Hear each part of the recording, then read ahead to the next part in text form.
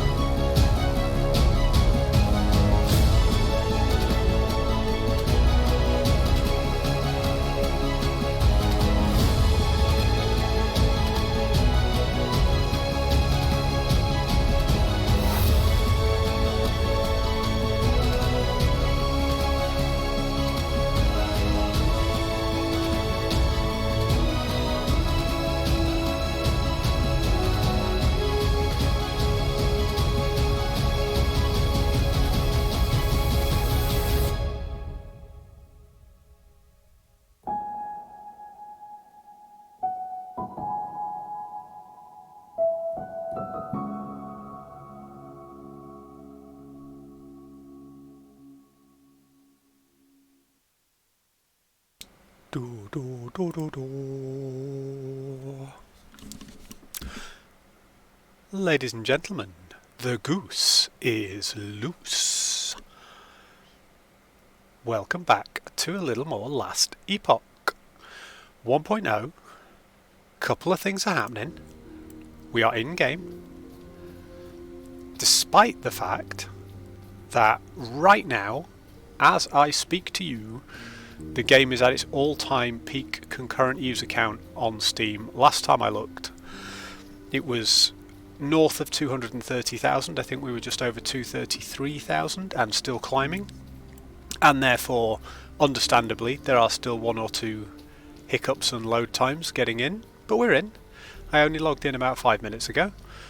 And we are in the monolith because we have made a bit of progress. So I have finished the campaign, which means we beat Lagon. We beat him first time, no deaths, which I have not done on any character previously. Little bit of learning of how to fight him. And it's a good job we have that practice and that cockiness, because we are now in Ending the Storm, which we did stream a couple of weeks ago, and we left it needing to beat Lagon at the end. And I was a little bit worried that level 75 Monolith Lagon was going to be harder than Campaign Lagon, and he was quite tricky. But we beat him. We beat him off stream. I'm hoping we're going to beat him on stream tonight, because if we can finish Ending the Storm and move on to Reign of Dragons, we'll be almost caught up to where we were before. And then all we've got to do is smash our face against Reign of Dragons for a bit and try and beat that bloomin' zombie dragon that kept killing us in our very last early access stream a few days ago. After which we can move on to these three and start getting our empowered monoliths, which are our level 100s. So the campaign is done, which means I have my bonus 1 attribute point in all areas. And on top of that, I have joined the Circle of Fortune. I am wearing my lovely Circle of Fortune cape, as I was, I believe, in the last stream. You think I'd remember, it was only yesterday. I decided I would go live and do a little additional stream today, because I can't stream Monday because I am away for work. So this is replacing Monday's stream for next week, and then we'll get back to the usual routine on Friday next week. So we've got the same pets and the same cape we had, but we are now members of the Circle of Fortune, and I'm going to show you a bit of that tonight as well. So this is what my Circle of Fortune currently looks like. We are level 3, rank 3, and we're getting towards 4. I think we'll get 4 tonight. And we get this rank XP for killing mobs. So if we grind a load of monolith tonight, we will make a little bit of that bar. We've got about 8,500 rep left to gain. But we gain a lot more for spending our favour. We earn favour by crushing mobs. So we will grind the monolith. We will probably make, depending on what we're doing, maybe 2,000 or 3,000 an hour favour. And it spends at a slightly better than 1-to-1 ratio. So looking at this, if we can spend about 7,000 favour, we would rank up. Probably less than that, because we'll gain a little bit of the reputation by just grinding the creatures anyway. We're almost doubling up. What do we spend that favour on? Well, let's have a quick look. We can visit the observatory. We're not going to do that just yet, because the game is currently hot and it might take me to a long loading screen or kick me out. But we could click here to visit the observatory, and it would take us to the observatory in the upper district. And if I was in the Merchants Guild, I could go to the bazaar instead, or I could trade items. In the observatory, I can look at one of 4 telescopes. There's one for weapons, one for armour, one for idols, and one for accessories. And there will be a number of particular prophecies in there, and I can essentially buy those prophecies at a cost of favour. And if I satisfy them, I get a reward. In addition to those prophecies, I will get permanent rewards for having rank in the Circle of Fortune. So just by joining the Circle of Fortune, enemies have a 35% chance of dropping twice as many items. More chance of loot drops. Great. Then I got to rank 2, which gives me upgraded Rune of Ascendance. So if I use a Rune of Ascendance on an item that requires at least Circle of Fortune rank 1, and not all items that drop for me, even though I'm in Circle of Fortune, require a Circle of Fortune rank. I think it's probably the ones that have rolled because of my Circle of Fortune buffs that have a Circle of Fortune tag, but we shall see. What this means is, I don't have any items on me at the moment. Let me see if I'm wearing any. I don't think anything I'm wearing is currently... No, Circle of Fortune tagged. If it was, I'd show you, but we'll see some as we play.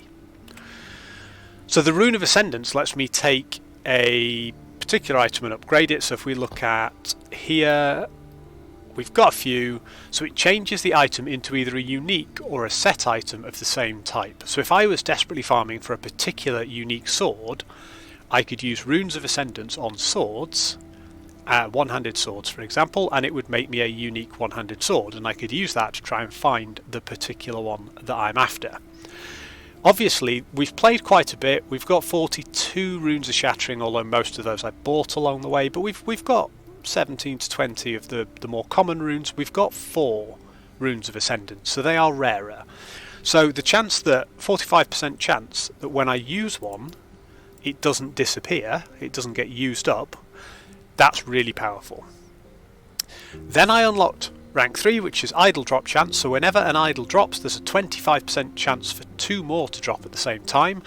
I absolutely love that. As much as it's going to stuff our inventory full of stuff very quickly, I really like that, because at the moment, as we talked about in the last stream, I'm starved for idols. I don't have enough different variety of idols to be able to fix my resists and tweak my build in the way I want to. So let's just get all the idols we can. We'll store them all for either this build or some future builds.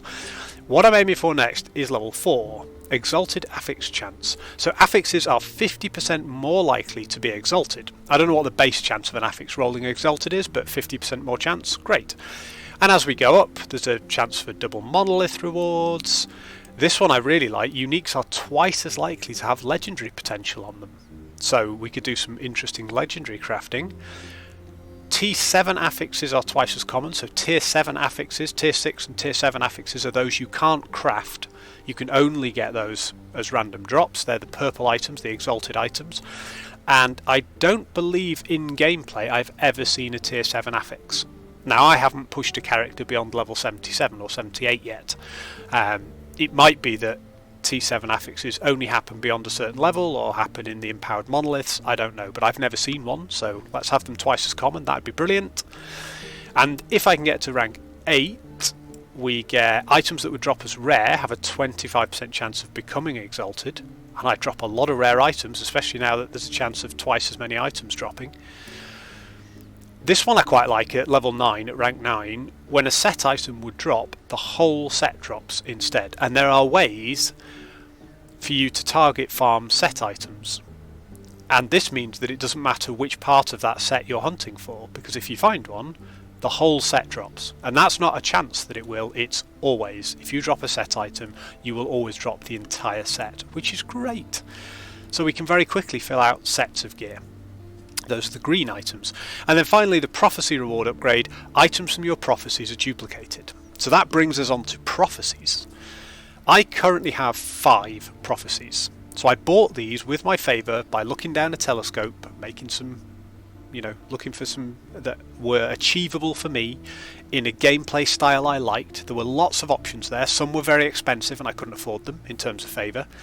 Some required me to do content I don't want to do at the moment, like dungeons. I want to do the dungeons, but I don't want to be doing them right now. I want to be pushing the monolith right now to get my empowered monoliths and try and beat that pesky dragon. So I have Roads Ahead, which is the event that triggers it is the death of an immortal eye.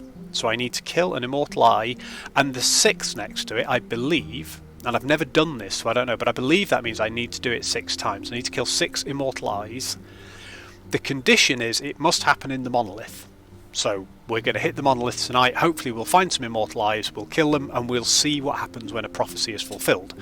When it's been fulfilled, I will get 2 different set boots. So if I was at a very high faction rank, that could be 2 complete sets for 2 different item sets. I've also got this, which is if a siege golem dies, there's no special condition, so it could be during the campaign, it could be in the open world, it could be in the monolith. If a siege golem dies at any point, and I believe that 5 means we have to do it 5 times, but we'll come back to that in a second, I would get 8 rare bone amulets. It says fulfilled 0 of 2 times up there, so this one just has a yellow bar, and it's not yet fulfilled. This has a yellow bar that says fulfilled 0 out of 2 times. So I don't know if that means that I can kill 5 golems and claim this and get my 8 rare bone amulets, and then without this prophecy disappearing I can do it again? Or is the number 5 somehow signifying the difficulty? I think that means I need to kill 5 siege golems, and that's how many are left. And then I've got 2 others which are exactly the same triggers but for different drops. So I'm hoping we can farm them in parallel. Not sure, but I'm hoping we can farm them in parallel. So this is also 5 deaths of a siege golem, but we would get 8 lots of rare gauntlets, and this is also 6 immortal eyes dying in the monolith, and we'll get 7 rare arcane boots. Now the immortal eyes have to happen in the monolith. The siege golems can happen anywhere. So hopefully, if we farm the monolith tonight, we should see some siege golems and kill them. And we should hopefully see some immortal eyes and kill them, and we'll see how the progress goes on these and how visible it is. I think we might see that little yellow bar filling up as we kill 6 out of 6 immortal eyes. Although I'm pretty sure I've killed some with these prophecies on, so I'm not quite sure, but we'll see. And then I think then we can claim them. So I don't think we just get a loot explosion the moment we've done it, because if we're in the middle of a monolith and we've got full bags, that's a nightmare. I think once we're safe and happy and our inventory's empty, we can click to claim them, but we're going to try and find out. And I took one other prophecy today, and that was if the Emperor of Corpses dies in the Reign of Dragons timeline, that is the big zombie dragon, we get 10 rare rings. Now I am not particularly confident in my ability to kill the Emperor of Corpses just yet, having thrown myself against him quite a few times, but I'm going to have to do it at some point. We need to get past that zombie dragon so we can push up to the other monoliths. So it's going to happen, which means when it does happen, there's no time limit on these prophecies that I can see, so when it does happen, we will get 10 rare rings in addition to anything he drops. Might as well have it, because we know we're going to do this. The way I look at it, I believe you can keep buying prophecies as long as you've got favour and you find the ones you want until this inventory is full. At which point, I suspect that's why they have a little cross on them. I've not clicked it in case you don't get a confirmation window or anything. But I believe you could just click off the ones you're no longer interested in or you're least interested in. And hopefully, we should be able to buy tons of these up. They should all run in parallel.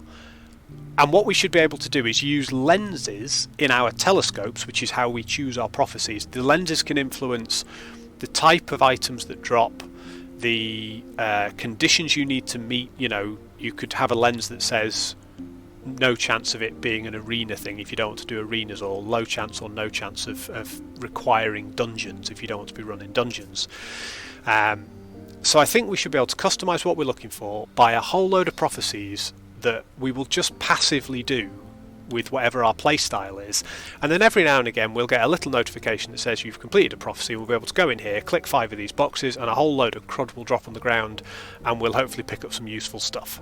So this is how I think it works, but I've not finished a prophecy yet, so we're going to hit the monolith tonight and we are going to see if we can complete some of these prophecies. And if we can complete 2 of them, and it's these 2, then we should be able to claim 4 of them, and we should get a second shot at the Death of the Siege Golems one, because this says fulfilled 0 of 2 times. Now I don't know whether that means you can only fulfill it twice in a given period, or whether it doesn't disappear after the first one. You can claim it and keep it. We'll find out. So I'm really excited by this because they're sort of passive bonuses to how much loot you get, the quality of loot you get, and the way you can slightly target farm certain types of loot. So I focused here on events that I can achieve in game modes I'm looking to play anyway, like the monolith. So I've not gone out of my way to generate these. I don't have to now spend an hour and a half going to find a certain mob somewhere in a certain part of the map if I'm not interested. I'm just going to play, and passively we should get a load of cool loot. So we need to go and fight Lagon. We are level 65 now, having beaten the campaign and done a bit of monolithing. I mean, I'd run, I think, 1 thing in the Fall of the Outcasts, 1 or 2. By the time we finished the other night, we've now beaten the Fall of the Outcasts. We've got increased gold drop rate, which we took in early access. I took crit multiplier when we beat Rahe and the Black Sun. He did have another one that I quite fancied as well. I can't remember what it was now. I can probably click on it to find out, because actually my character will show me which ones I have seen. That's a bad roll as well. Look at that, 21% crit strike multiplier. Oh god, the range is 20 to 26. So we didn't roll that very well, or we didn't roll gold very well either. So the other blessings that I saw for Black Sun were 20 to 45 void resist, and my void resist has a bit of a gap in it at the moment at only 32. That would have been useful, but I have got some gear and some potential passives that really boost my void resist. So actually I'd rather have the crit strike multiplier for Rive, because Rive is now hitting for nearly 4,000 damage because of some gear upgrades. So our main gear upgrades, we've got a couple of things. We've got this shield, which is a Maruna shell, which gives increased physical damage. This one gives a huge 73% increased phys damage. The range is 45 to 75, and we rolled a 73. And then right down the middle, pretty much, we've got 75 damage reflected to attackers. The increased flat damage reflected, so the increase to that 75, is 7% per point of attunement, and I believe we currently have 22 attunement. So what's that? 7 times 22, it's like 150%. So 150% of 75, you know, we're pushing up towards reflecting 200 damage to people. A bit more armour, poison resist, which is really useful because my poison resist had a big gap in it. Lightning resist, which I actually don't need. I'm so far overcapped on lightning. But it's quite a good one. And then we've got this. So we crafted a slightly different scimitar from the one we were using yesterday. We managed to craft one that has high roll tier 5 plus melee physical damage and tier 5 increased physical damage. So it's plus 24 giving it a total of 60 melee damage, but with one of the fastest attack speeds I've ever seen. And then we put 79% bonus to all that physical damage, and so 24 of that is melee physical. We've got health on kill and a semi-decent chance to bleed as well, and we might be moving into bleed builds. So we've rounded the build out a bit.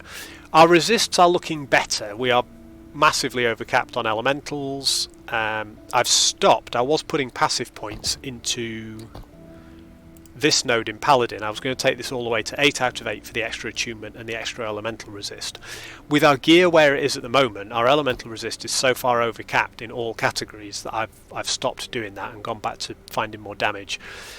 Physical's not terrible because we get plus 40% as soon as we get hit, so we should be, I think it's just a flat plus 40%. But it might be 40% of 35, in which case we're nowhere near cap. We might have to have a look at that as we play. Poison's capped, Necro is not great, Void is pretty terrible.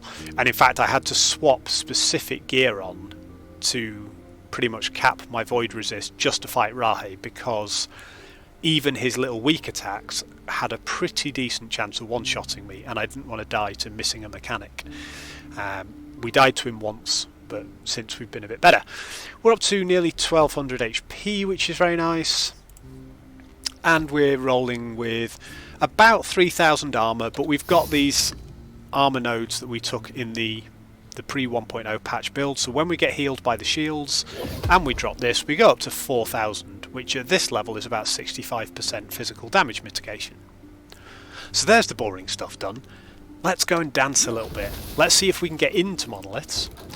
And running monoliths earlier, even when the servers have been a little bit ropey, monoliths haven't been a big problem for me. I don't know if that's because they're dedicating more server space to it, or whether most of the people are still in the campaign. I'm not sure, but I haven't been having issues with monoliths, which is the other reason I thought I'd run them tonight. However, I have never played Last Epoch while there have been more than about 170,000 people on, and currently there are a lot more than 170,000 people on, so we'll see how it goes.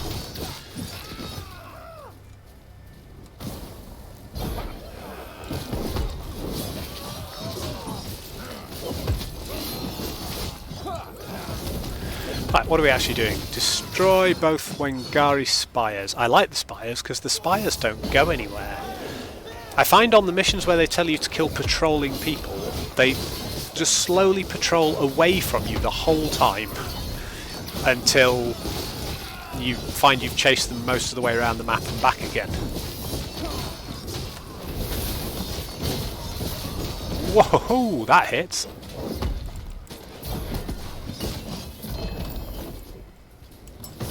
Right, don't stand in the goo. Good advice, don't stand in the goo. And there's more goo, and we're standing in it. Must heed my own advice. Now, I've done a couple of these Lagon echoes. I think I've changed my gear since then, and I think it's starting to show a little bit. Our fire resist should be pretty good, and this looks pretty fire heavy, but we are taking quite a bit of damage. The other thing to be mindful of is I almost always die in the first couple of monoliths of a stream. It's happened universally when I've been running monoliths at the start of the stream, because this is when I'm at my ropiest, and we've just entered a monolith that's significantly higher level, so we are in 75 monoliths at 65, with 10 levels behind at the moment, which is good. Means we'll be gaining XP very quickly. All that is to say, I am not opening the exiled mage thing, because even if we kill the exiled mage, and there is a chance he'll get us, but even if we kill him it'll take ages, and I just want to run a load of monoliths to start with, grab a load of prizes and see if what we can find, because I want to see as many monoliths as we can to try and get a prophecy done, so we can see how prophecies work. So I've seen a lot of people having fun with the Merchants Guild, the trade faction. Wow, yeah, they're busy killing the Manifest Armour again, which hasn't happened in a little while. Right, there we go. Ooh. So I've seen a lot of people using Merchant's Guild, particularly people who are streaming, because it allows them to kind of buy things for builds, especially if they're generating content on legacy servers where they've already got characters set up and ready to go. But I've really enjoyed Circle of Fortune. I've genuinely noticed a difference in drop rate. Right, I've never had or not had an Alchemist's Ladle on this cycle account before, and it's a 1 legendary potential as well. We've also got some gear in here which I wasn't level appropriate for before, and I either am now, like this shield, or I'm getting close-ish. If we can get to 72, this helmet should be amazing. We've got some health, some endurance threshold, and some strength with 41 forging potential.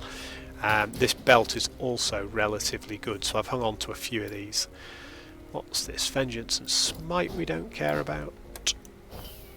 These are worse armour, crit strike chance I don't like.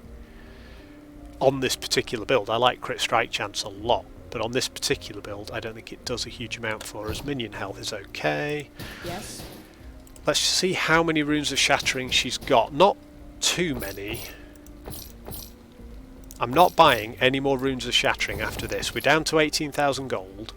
I've got 40 odd of them, and I've been shattering way more stuff. So we've got 47 runes left. I've been shattering anything that's got a vaguely interesting affix. Yo, Javier, mate, how you doing? Do I actually genuinely have drops enabled? Because that would be amazing. I didn't. It was in my tags, and I took it out because I was like, they haven't given me drops.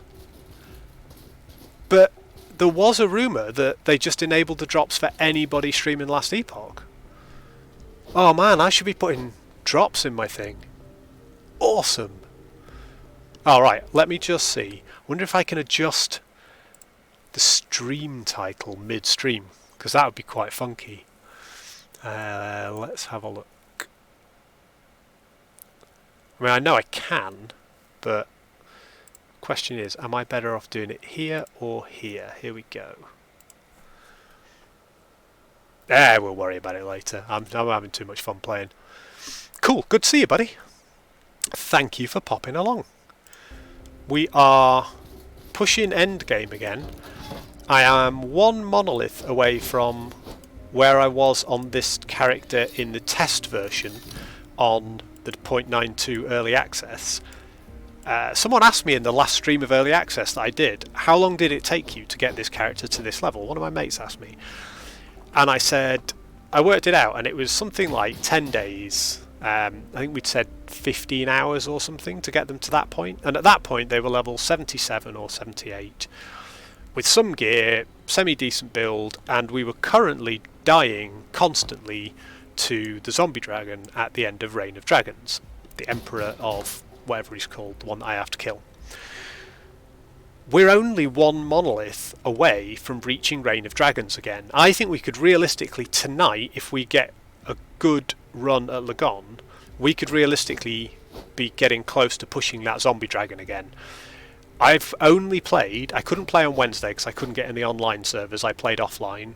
I played Thursday morning, yesterday morning and this morning. I've played 3 mornings, and yesterday had some pretty dodgy server issues for a lot of my playtime, and I was trying to do the campaign. And you saw some of that on stream yesterday with lag and scene changes and stuff. So I think I've probably only played about 6 hours this time. I'm not back to where I was, but it's not going to take me 15 hours this time. So I am really enjoying this build. I know where it goes. Well, if you haven't got your drops yet, let me know if you get your drops off this channel, because I will be fascinated to find out. That makes me proper special. It'll be the first time I've ever given out drops to anybody. Possibly the last.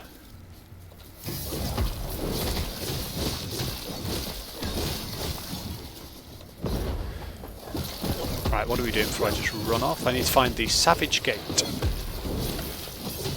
and or Savage Garden.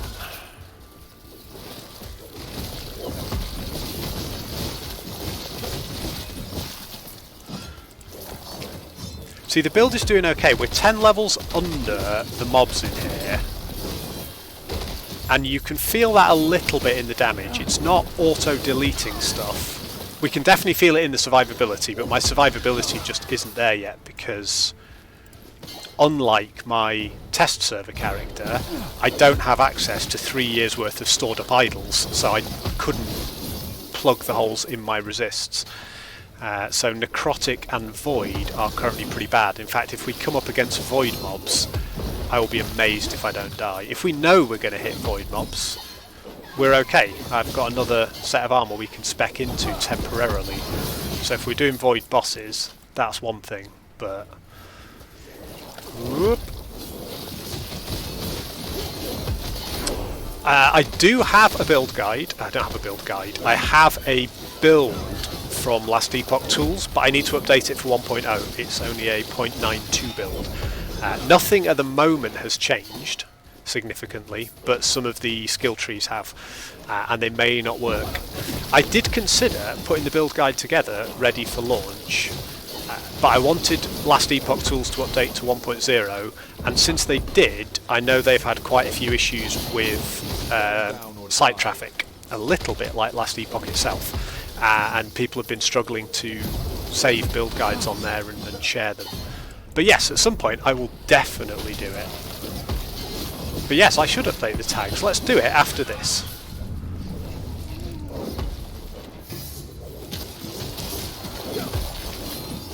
Yeah, so what I've done is I started off with a paladin when I was doing some testing because I wanted to do a sword and shield guy, and that was all I knew. And then I did the sword and shield paladin, and I found that he self-heals, and he's got some quite good defensive nodes for stacking armour and various other stuff. So I decided I wanted to do something that was a base sentinel, which is the class that turns into paladin. But I wanted it to be a very different build. Ooh, we got some set gloves there. Now, if we were higher in the Circle of Fortune, that would have dropped the full set, not just the gloves. It would have dropped all 3 pieces. But yeah, I wanted to do something that wasn't a traditional healing paladin, so I had a look at the Forge Guard, and they've got a load of minions. They've got these lovely fire swords that are now busy killing stuff for me while I just sit here, farming me XP. This manifest armour, and I can also conjure up this ring of shields, which I've now spec'd out to set things on fire, which is quite cool. Yeah, you nearly saw my death there. I styled it out, but actually we came pretty low halfway through that while I was explaining. But it's quite a fun little build. I am very much enjoying the way it's going. Oh, I levelled up during all of that as well. Nice. Where were we putting points? We were putting it into, unsurprisingly, minion damage. We want to max that node out. So that node gives us extra physical damage to our manifest armour, and more importantly, our forged weapons. Our forged weapons live for a pretty decent amount of time, but they do an insane amount of damage, and the reason is I have 12 of them when I'm ticking on all of my cylinders. So I should be able to go over here. This is why it's nice to have proper Twitch open on a second, in this case a second computer, because I think I can just go to Stream Manager and edit my tags.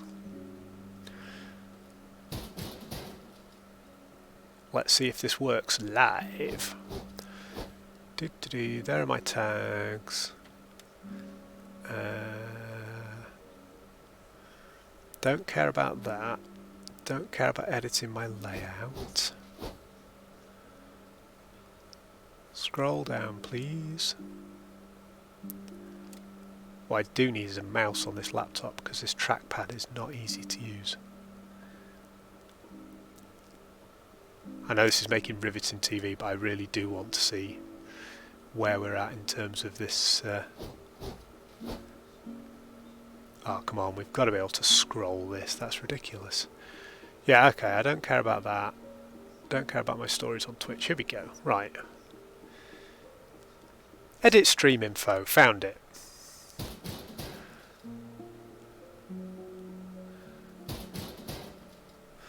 Right, let's just check this.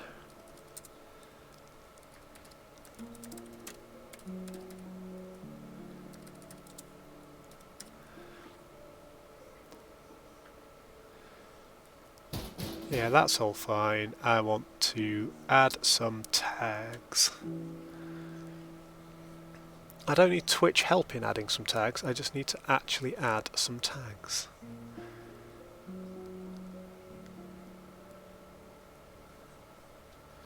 So if I close that, right, here we go.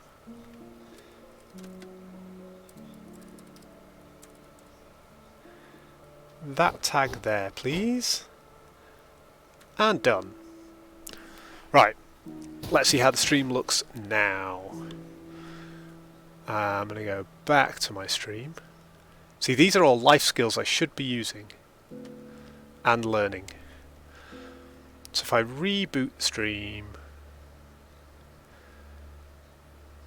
we have half my face, which is really useful. Hey, right, tags are updated. So drops are enabled, and apparently drops are enabled. Oh yeah, in fact it's telling me I could get the Merchant's Mantle by watching myself play. Which, if I hadn't already got it this morning, and it is this shiny one here, which I can drop on, and does look pretty cool, but I'm sorry, I am Team Circle of Fortune all the way. I will not be seen wearing that heretical cape. Cool. We are definitely in business. So yeah, what you're witnessing here is the power of streaming. Apparently, we've got 3 people in chat. We've got drops enabled. We're rocking and rolling. I'm a pro streamer, baby. Welcome to Last Epoch. This is how you do it. You see, if I'd had an answer, if you'd asked me, do you have a build guide for this? And I'd gone, yes, here's a link to my build guide. Then I would have looked uber pro. I do have a build guide for this. And what I might do a build guide on this for YouTube and put it up on the YouTube channel. I've been uploading the VODs from Twitch over to YouTube, mainly just to hang on to them really for my own record, because until I can get affiliate, if I can get affiliate, when I get affiliate, until then my VODs only hang around for 7 days, so I lose them off Twitch very quickly, and it's quite useful for me to be able to see what I've done and what we've talked about, so I don't just ramble on the same garbage.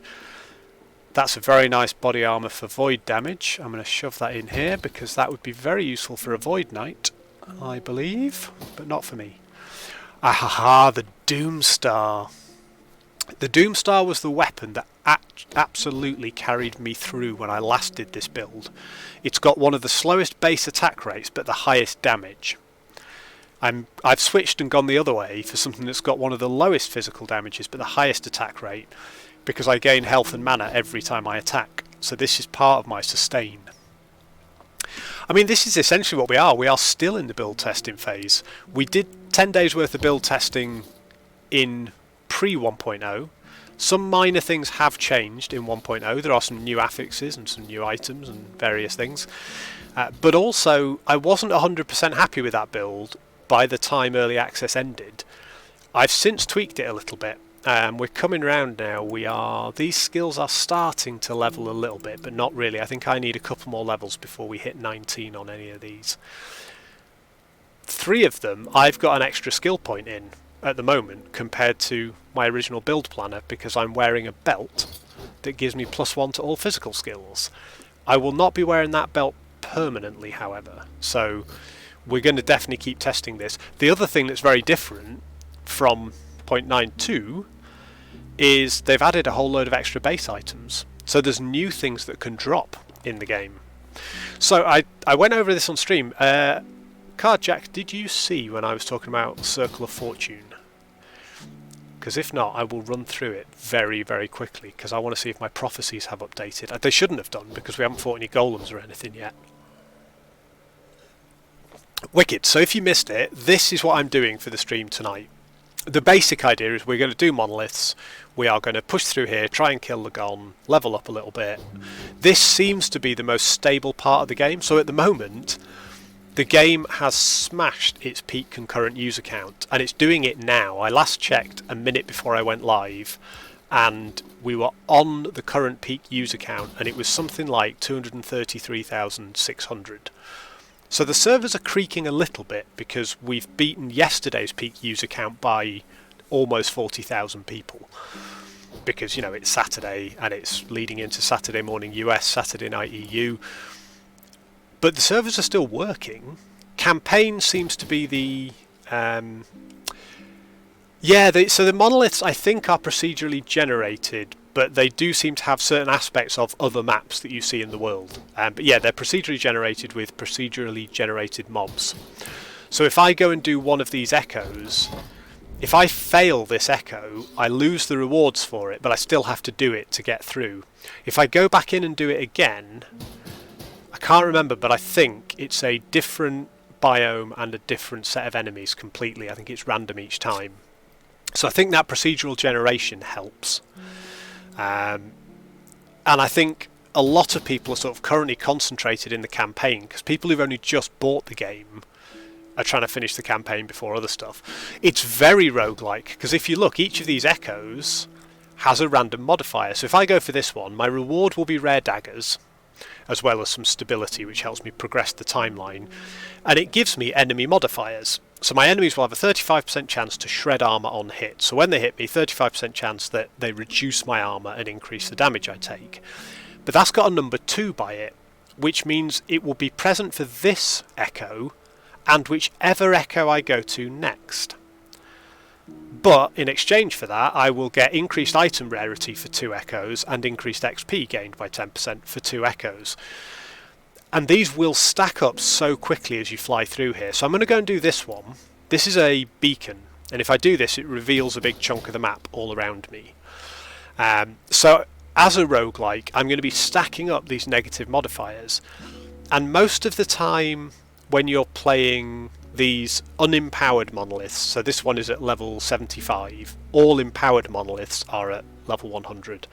And I haven't got any corruption at the moment, which when you beat certain bosses in the monolith will increase the corruption, and that increases the health and damage of all enemies. Without any of those, as long as you're not too far under leveled, you can sort of just chip through them and get on with it. But every now and again, you will be in an echo where you've done 8 in a row and you've been absolutely fine, and then you'll step into an echo and just get demolished.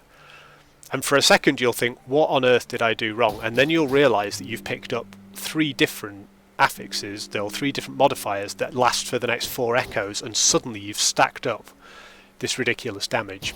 So we'll go into this beacon, and it should show us on the right hand side what our current modifiers are. So from the ones that I've done before this, and I haven't been paying attention, we have no active modifiers at the moment. So after this one we should have enemies doing cool stuff. What was it? It was 35% chance to shred armour on hit. It might be that the beacons are different actually. The beacons are special nodes, so mind you, no, it said it on the... I'm not sure. We'll see how it works. The rune prison over here that has the exiled mage in. Actually, we're pro streamers now. I was going to say I'm not doing the rune prison because the exiled mage will kill me. We're pro streamers now and we've got drops on this channel. We don't chicken out. So we're going to kill the exiled mage, or we're going to try. He is going to absolutely hammer us in this difficulty, being 10 levels ahead of me. Or he's going to die like a bitch! Ha ha ha! Okay. Okay, our damage is good. So it doesn't go on forever, it extends outwards and outwards. And at a point, when you've got far enough away from the main sort of hub, you'll find these nodes where you can fight a boss called the Shade of Oribus. And defeating him resets the whole timeline, doesn't reset your progress or your modifiers, but it resets the individual echoes and changes the map again, regenerates the map. And the reason you want to kill that Shade of Oribus is that's what increases the corruption level. And by increasing the corruption, you increase the difficulty, but you also increase the rewards. So I'm staring over here for some reason. So yeah, what will happen is you'll push like 100, 200 corruption. It will be way more difficult, especially now because they've scaled corruption quite differently to what it was before in the early access. But yeah, like 300 corruption now is apparently pretty serious. And up there you'll be getting way better drops, but you'll also find it much more difficult. And I have beaten one Shade of Oribus before. We fought one on stream episode before last, and it was the episode before launch, wasn't it? we fought a Shade of Oribus and we defeated it, which I was absolutely surprised and thrilled by. But, you know, maybe that was when I became a pro streamer and they decided to give me drops. And I gained a whole 4 corruption points. But I'm not yet chasing Shades of Oribus, because I think my highest priority at this point should be trying to get my empowered monoliths, so completing all the monoliths so that I can empower them, and then I gain my corruption in the level 100 monoliths to really start pushing for ultimate rewards, because you get better rewards in the level 100 monoliths, and then even better if you've corrupted them. So now we're just killing everything that spawns at this beacon while trying not to let all our minions die. Oh, we've got a Temporal Sanctum key there, that's a dungeon key, nice. And then if we kill everything, it will light the beacon, Gondor will call for aid, and then we can see what is around us on the map for the rest of our runs. And if we wanted to, plan a route based on where the modifiers are, what we want to do. I just tend to look at the rewards and go, yeah, I want hats, I want swords, I want whatever. Right, so we'll take the key. That dungeon key is very cool. We have finished this, so we will leave here. Look at my shiny new tree portal. It's amazing. So what happens is, you can defeat the boss over and over, and essentially that is the ultimate end game, is pushing corruption. So in the early access, I saw some streamers who they were pushing like 1400, 1500 corruption. Really, really challenging stuff. And it's done character by character. So if I level a new character, they will start at 0 corruption again. I won't suddenly find it too hard to do.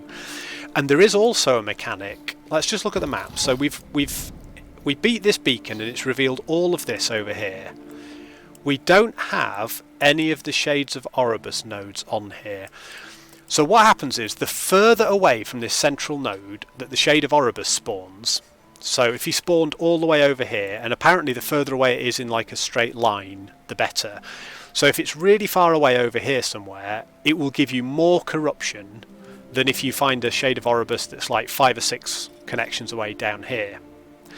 It's also possible, and I was really pleased to find this out, that when it resets, you can get a Shade of Oribus that will spawn right next to the central point, and if you do that one, it will reduce the corruption. So if you do this Shade of Oribus and it steps the corruption up, and you suddenly find that you just can't run monoliths anymore, you've ruined them for yourself, you can try and beat this other one to drop it down a little bit. So there's a way to sort of balance where you want to be, where you're comfortable with your build in terms of running the monoliths. And then we've got up here, we've got stability. So the reason that you do monoliths, obviously you want to do these individual echoes to get the rewards they give you. So out here, I'm not interested in this one because it's scepters. I'm not using scepters. I don't want wands. I don't want daggers. So what I'm likely to do is I want to hit this node for XP. This node is also XP, but down here I can get runes and shards and some idols. So we'll come down here for some crafting materials and some more idols and some XP. And then we'll see where these two nodes lead off, and possibly even this one. So I can target farm the items I want. But the reason you want to do this is to try and complete the monolith, and you do that by increasing stability. So each echo will give you some stability. So for example, this one down here gives me 11 stability, and up to 24 bonus stability, which is based on how many enemies you kill. So I find with these early monoliths, you're better off just doing several quick echoes and not really bothering trying to mop up every enemy on the map. But at later corruption, I think it can be more beneficial to spend a bit of time clearing each individual echo. I'm not quite sure what the balance is. But you keep doing these echoes until the bar at the top is pushed up, and there are 3 quests on that bar. So in this case, the first quest is already unlocked. My stability is at 137, which means we have unlocked Drowned Thetima, this is not roguelike and procedurally generated. These are set quests in set maps where you go and do a certain objective, and they're story based. And each of these monoliths is like a corrupted version of the main timeline. So they link to the main story, but they're in a weird alternate reality. It's kind of cool. I'm at 137 stability. If I can gain another 43 and get to 180, I will unlock the second quest echo. And I have to complete both of those, after which the third one, which for this particular monolith is at 320 stability, that third one is the boss fight. So in this case it will be Lagon, and essentially you go in the arena and you fight the boss. What I really like about these is the first few echoes that I've done, so the first few monoliths, these two quests, the first two, have always been a big open map, a number of different objectives. You can talk to NPCs, you can go and interact, you learn some story. In the next one, the Reign of Dragons, up here, I want to come out of here. Thank you. So in the Reign of Dragons, the first quest is a storyline based quest.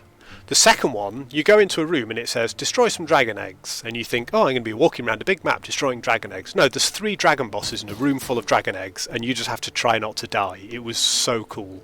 And then the final one is this unbelievable zombie dragon, which is the one thing I've not managed to kill yet in my time in Last Epoch. So that is what we're going to do. The reason we're going to do it, this was a very long-winded way of showing you the Circle of Prophecy, which I'm really excited about. So this is my faction, Circle of Fortune, sorry. This is the faction I chose. This is the solo self-found faction. So rather than the trade faction, this is, I'm playing on my own. I want better drops, more gear. I want to be able to play on my own. I can still play with friends.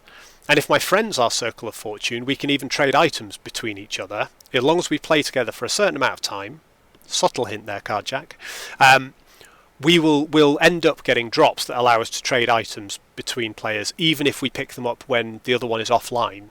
So if you and I play together one night for like 2 hours, we might get an item drops and it's linked. I will get one with your name on, you'll get one with my name on, and it will allow me to trade you an item that I found while we weren't in a party together. So if we're in a party together, I think we can sort of freely trade items, but you know, if some of my items will drop with Circle of Fortune tags on them. Let's see if any of these have them. There we go. So this item here, right at the bottom, it says required level 53, required class is Sentinel, and I have to be rank 2 in the Circle of Fortune, the purple icon, to equip it. And I believe that's because this only dropped because of my Circle of Fortune modifiers. So being in the Circle of Fortune has given me, so far, these rewards. I'm rank 3 out of 10, and there's a 35% chance that enemies, when they die, drop twice as many items. There's a 45% chance that if I craft with a Rune of Ascendance, which turns an item into a unique or set item of the same type, they're very rare runes, there's a 45% chance that rune will not be used when I do that, so cheaper crafting. And whenever idols drop, there's a 25% chance for 2 or more to also drop at the same time. So, or sorry, for 2 more to drop at the same time, so 3 to drop instead of 1. And I need to farm idols, so that's great. So I'm getting a load of passive buffs to my drop rates and the quality of my gear. At the next tier, the affixes I get on my gear are 50% more likely to be exalted. And exalted affixes are tier 6 and 7, so they are better quality than the ones you can craft. You can only craft up to tier 5. The thing I also love about Circle of Fortune, though, is prophecies. So you need to earn favour, and you earn favour by playing the game. Kill enemies, complete quests, earn XP, get gold. Factions are... yes, factions and monoliths are both unlocked before the end of the campaign. The first monolith is level 58.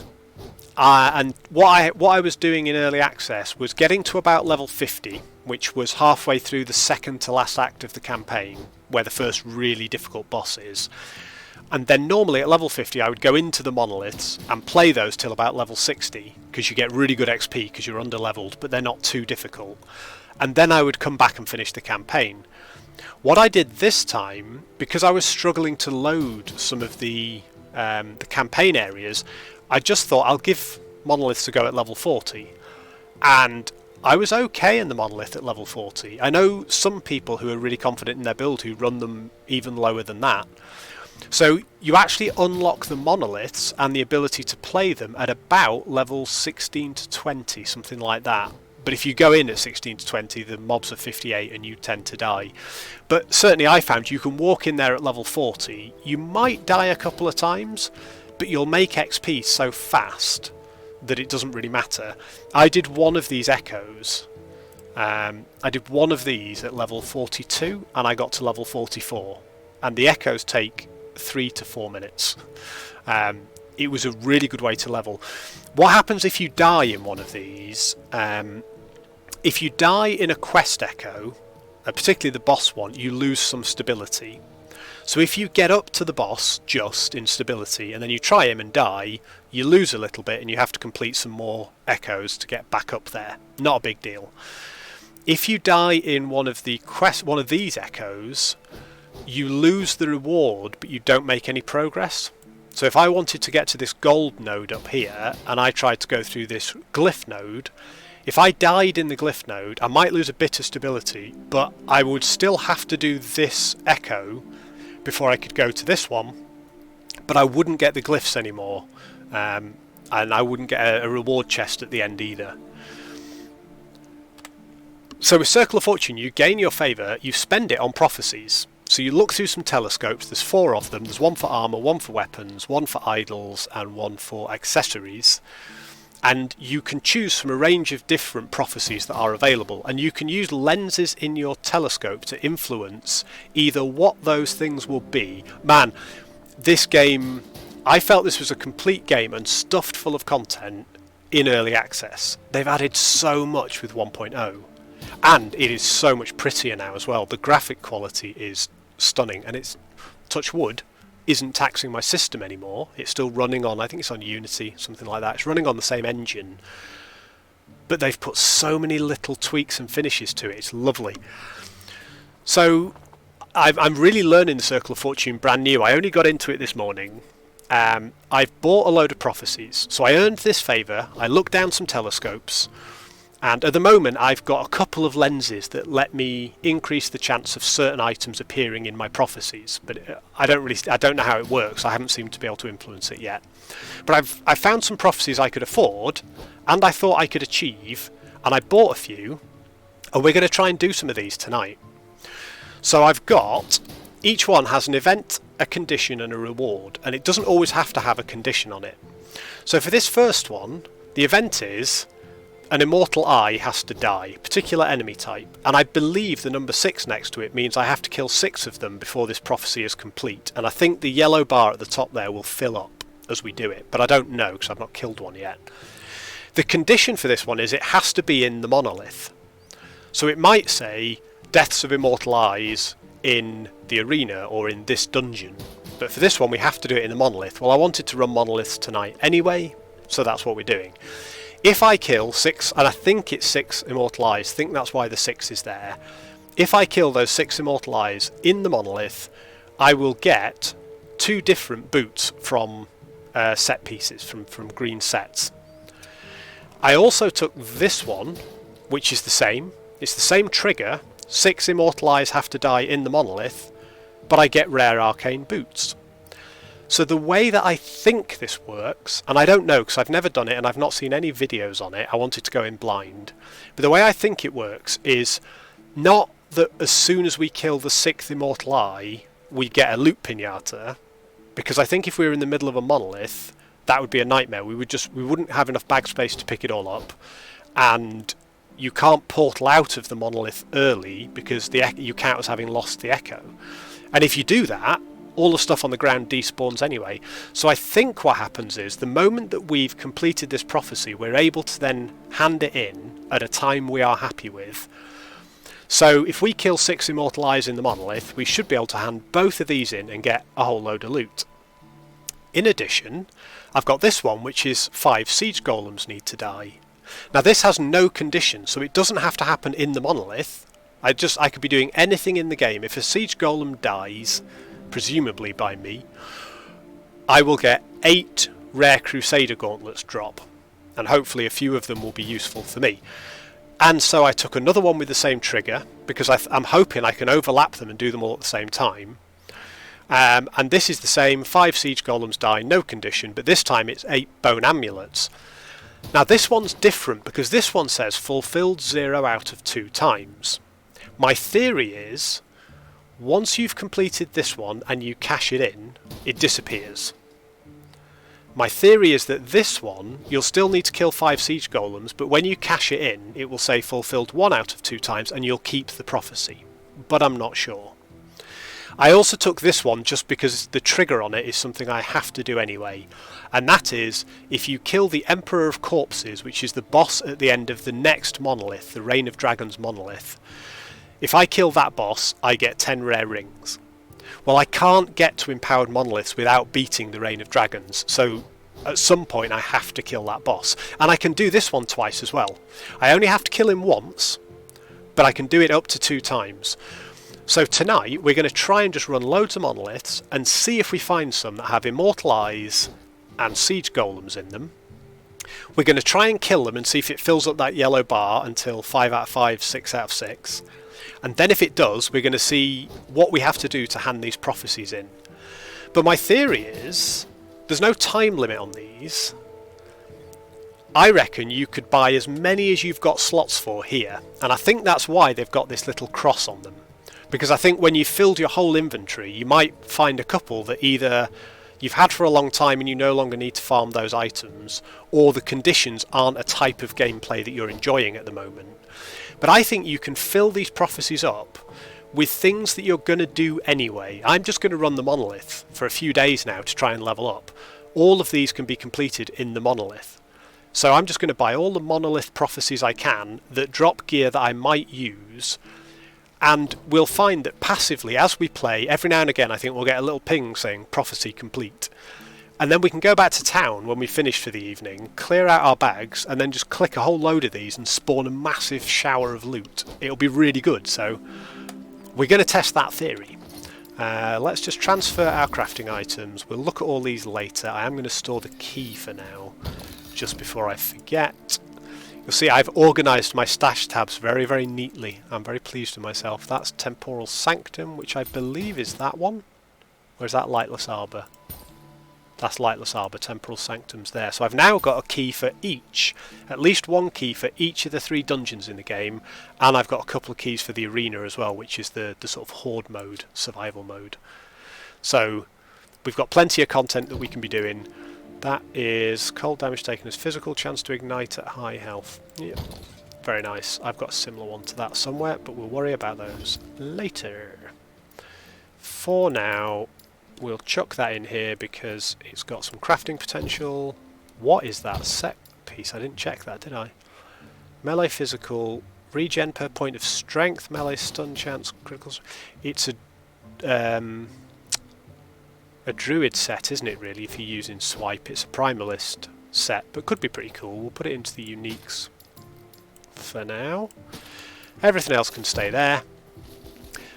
So, in the name of science, let's do a couple of echoes and let's see if we can randomly find some that have in them either the eyes or the golems, and we'll kill a few and we'll see what happens.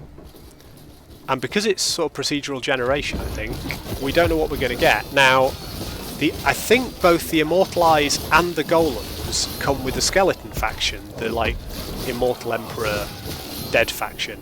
And that's not these guys. These are the Void boys. So I don't think we're going to see either of those mob types on this map. But what it does mean is we might get lucky and get one single echo where suddenly we close 4 prophecies off in one go if we find enough mobs. And on that day, we will farm the entire thing to try and find every single one we can. Right, we need to kill enemies until we locate the Wengari Patriarch. Die, big boy. Right, what's that? Shield of Endurance. Now that suggests...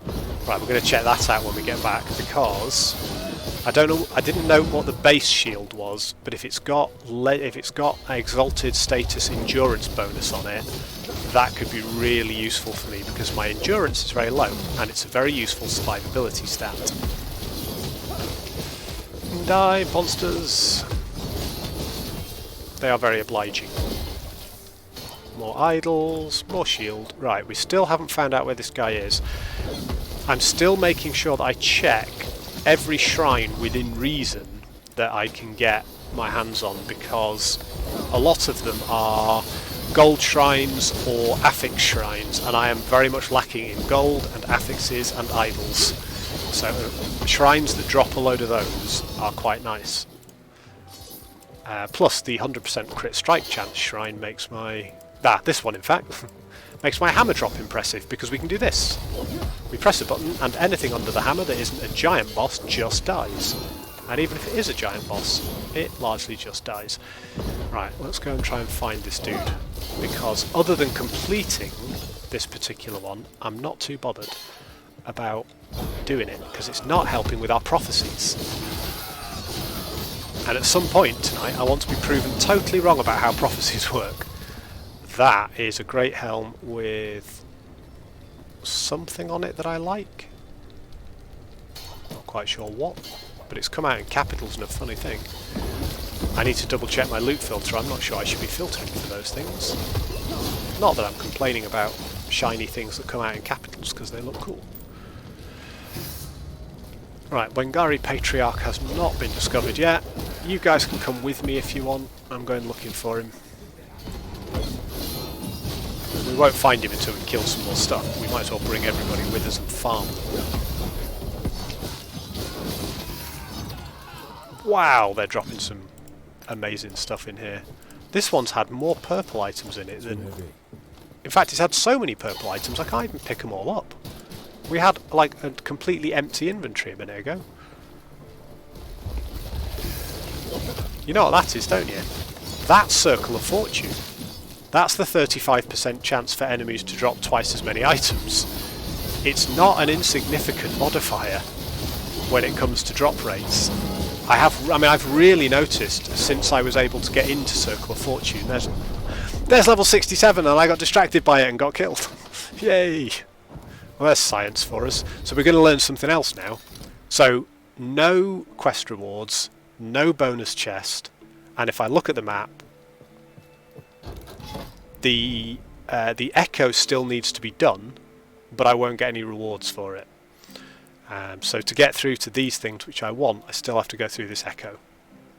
But I don't care, because A, I made a level, and B, we got all the loots. Right, I am not going to be reviewing all of these to start with. That's got a mega crit strike chance. So the purple ones, the first thing I'm looking at is the purple affix, because that's the one. This one, for example, the movement speed is tier 5, which is the maximum craftable tier, and the cooldown recovery speed is tier 3, but the suffix, the health regen one, is tier 6, and it's a well-rolled tier 6 as well. So you can get tier 6 and tier 7 on dropped items only. These are the exalted items. This one has an exalted critical strike chance affix, again very well rolled. Would be amazing for some builds, but not this build, because my main skill, Rive, my main damage skill, I've spec'd it, so the first 2 hits of the combo cannot crit ever, and the last hit is always a guaranteed crit. So my crit strike chance does make a difference for my other skills, like Forge Strike, but it is nowhere near as critical, because my main damage skill is already crit fixed. This, however, is the one I was looking at when it dropped. It's tier 6 endurance. It's not a very good roll, but 24% endurance is God mode. So endurance is this. Endurance caps at 60%, and it's basically reduced damage when you are below your endurance threshold. So my endurance threshold, you'll see on the right there, on the left, sorry, is 446. So whenever my health is less than 446, 445 or less, I will currently take 45% less damage. I'll take almost half damage from everything. It's a mechanic to make you tankier at the bottom of your health, stop you getting one shot, and make some low health builds really viable as well. So I'm actually at my tankiest and safest from damage when I'm at relatively low health. But then it doesn't take a lot of that damage coming through to then finish off those last bits. This shield gives me plus 24% endurance. So what that means is, when I'm below 446 endurance threshold, when I'm below 446 health, if I have that shield on, I will be capped on endurance at 60%, the maximum. I will only take 40% of all incoming damage once I get that low. So it makes me much more survivable. That, for example, that we just saw, that death, that wouldn't have happened if I had that shield on. But the other bonuses on this are health, healing effectiveness, neither of which are particularly exciting. It's got a terrible block chance. We could craft that into something pretty good. The affixes are tier 3 and tier 4. I'm not going to use it now, but I'm very pleased to see it. So we'll go back to our exalted tab. You, and you can go, and you're the crit strike chance gloves. For now, we're just going to shift the idols. That is 6 vitality, melee void. Right. We will review these idols at some point, but for now we've got vague balance. This is the experimental belt that we got by killing that exiled mage who was trapped in the rune prison. So the experimental affixes you can only get on the experimental items that you can only get from those mages. So the affix in purple here, 0.6 seconds of traversal skill cooldown is recovered on potion use. So for example, my traversal skill is this one, Shield Rush. So under the scaling tags you can see traversal is one of them. So if I use this skill, I could recover half a second of that cooldown by then using a potion. I don't know why I wasted a potion then, because I've not equipped the item and I'm not actually showing you how it works. I also get a plus 15% chance to find potions. So that particular affix can only be found on these bits of equipment, on these experimental items. They can't exist as shards, so I can't break this item down, save that affix, and then craft it onto another item, which I can do with all the other affixes in the game. So what I do is, by default, I store every experimental affix because you can do some very funky crafting stuff with them. I store every exalted because we can smash these purple items into these bronze items, these uniques, at a very specific dungeon in the game to make red legendary items. And what they do is, for anyone who doesn't know, I know this will be sucking eggs to some people, but this is one of my most favourite aspects of the crafting system, which is one of my most favourite aspects of Last Epoch. It's like the best bit of the best bit. So this item here is a body armour. It's got 1 legendary potential. It also has a number of different affixes on it. These are not affixes that are craftable. Every one of these is, as the item description suggests, unique. So this item will always roll, and it drops from one of the bosses in the monolith. This is the other reason that you will farm monoliths. So you want to get certain blessings from certain bosses, and certain bosses at the end of monoliths will also drop specific uniques. So, and some of those uniques only drop at certain corruption levels. So you might need your corruption to be at 200 before the boss starts dropping stuff off their rare loot table. So item farming and blessing farming can only happen at high corruption. It's like a continuously cycling endgame. So this item, if I pick up a woven flesh, which drops off the boss at the end of the very first monolith, the Fall of the Outcasts, it will always roll with increased health, percentage of overkill damage leached as health, increased damage leached as health, increased leech rate, and crit strike avoidance. The important thing with this is, if you look at the ranges, that bottom one is 100%. This is an item that a lot of people wear when they're starting out with their builds, and I have considered trying to integrate it, because at 100% crit strike avoidance, which this piece always rolls with, you cannot be crit. So the percentage crit strike avoidance is the percentage chance that a critical hit, when it hits you, will be re-rolled as a normal hit. So if you've got this item on, the guy is like a flesh golem, and you kill him and he drops this, which is woven from the bodies of the storyline, and the interaction at the end of the quest suggests stories of people that you've met throughout the campaign. It's quite dark. The other affixes on here roll in a roll range. So for example, this one rolled 2% out of a possible 2 to 4% health, 2.5 out of 2 to 4% overkill damage, 33 out of 20 to 40 damage leached, and 30 out of 20 to 40 increased leech rate. So I could farm that boss over and over and get better roll ranges for some of these affixes. But it also has one legendary potential. That means if I take it to a certain dungeon, complete it, kill the boss, put this into the machine alongside a purple exalted body armor, has to be the same type of item, but it has so a purple body armor. Have we got one? Yes, we have. Right. Tell you what, let's just play this out. Let's I'm boxing everything up. Right. Sort the items. Take this over here, and then take this. So we go to the end of the dungeon. We go to the legendary item making machine. We've got this. It's got one legendary potential. We smash these two items together because they are both body armors. What will happen is this will keep all of its stats, all of the unique affixes it already has. It will then pull, in this case, one affix from the purple item over, and it will be a randomly rolled of any of the three affixes at the bottom. So it doesn't include the intrinsic affixes at the top, the armor and the physical resist. That's always rolled on a forge plate. But because this is a Sentinel's forge plate of Remedy, it also has poison resist, void resist, and increased void damage over time. So if I wanted a crit strike avoidance legendary, or crit strike avoidance, legendary, what I would do is I would take this crit strike avoidance unique, I would take this, and I would probably hope that when I smash them together, the one affix it took with its legendary potential was the tier 6 one, better than all the others because you can't craft that, the increased void damage over time. And it's random. No, it's completely random which of those affixes is taken.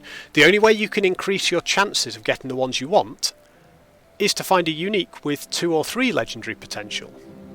And if you can find a unique, and they exist, and I've been watching some of the trade videos, and there's a lot of people selling high legendary potential items for a lot of money because you can do cool stuff with them.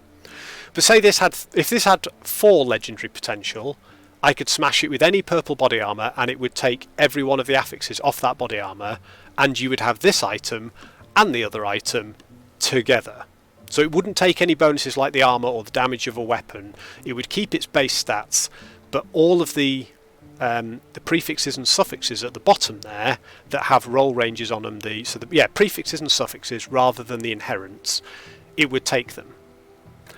So one way to do it is if you've got a 3 legendary potential unique, you craft yourself, using your forging potential, you craft a similar item, so in this case a body armor, that has on it the 3 affixes you want it to take.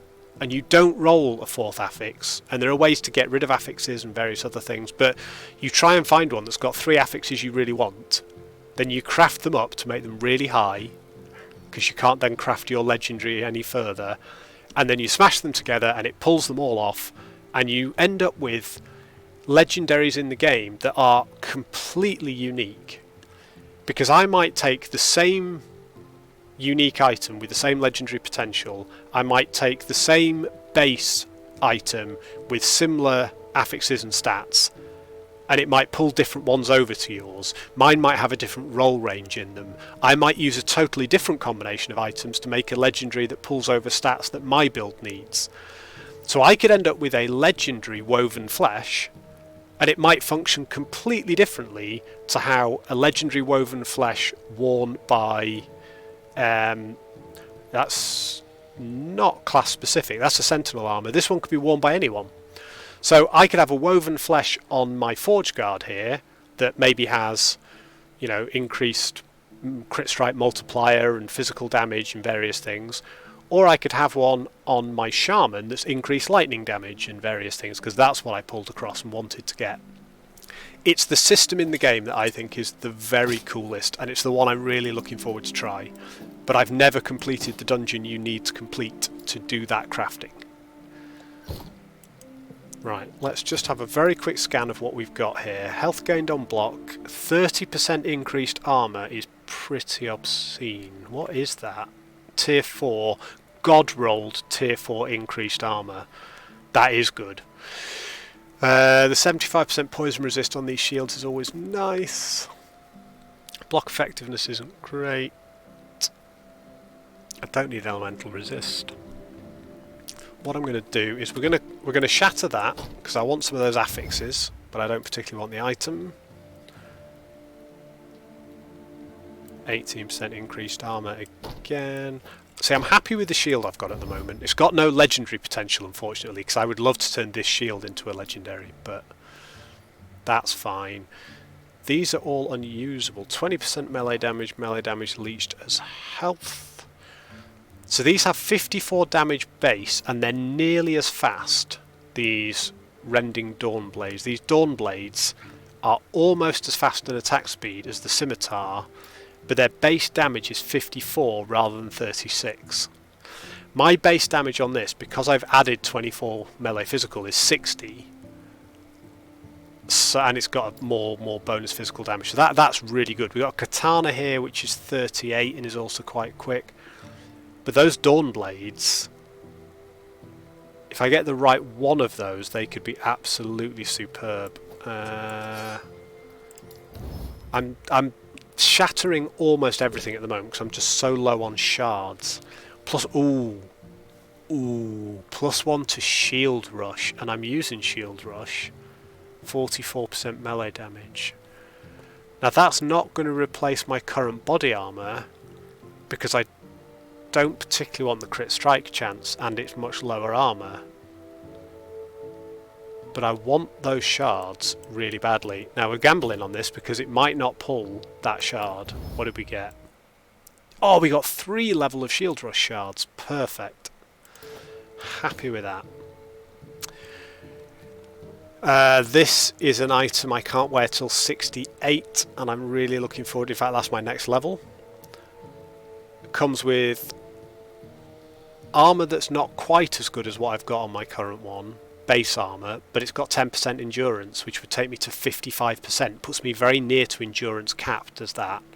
And increased fire damage, which I can do a little bit of. So we'll keep that. Might be good for crafting. The Katana's got physical damage, crit strike chance, chill and bleed. There's shards in there that we need and don't have many of. We'll take throwing damage shards. We've got enough of these runes now that we can afford to start chucking a few things in there, just pull bits off.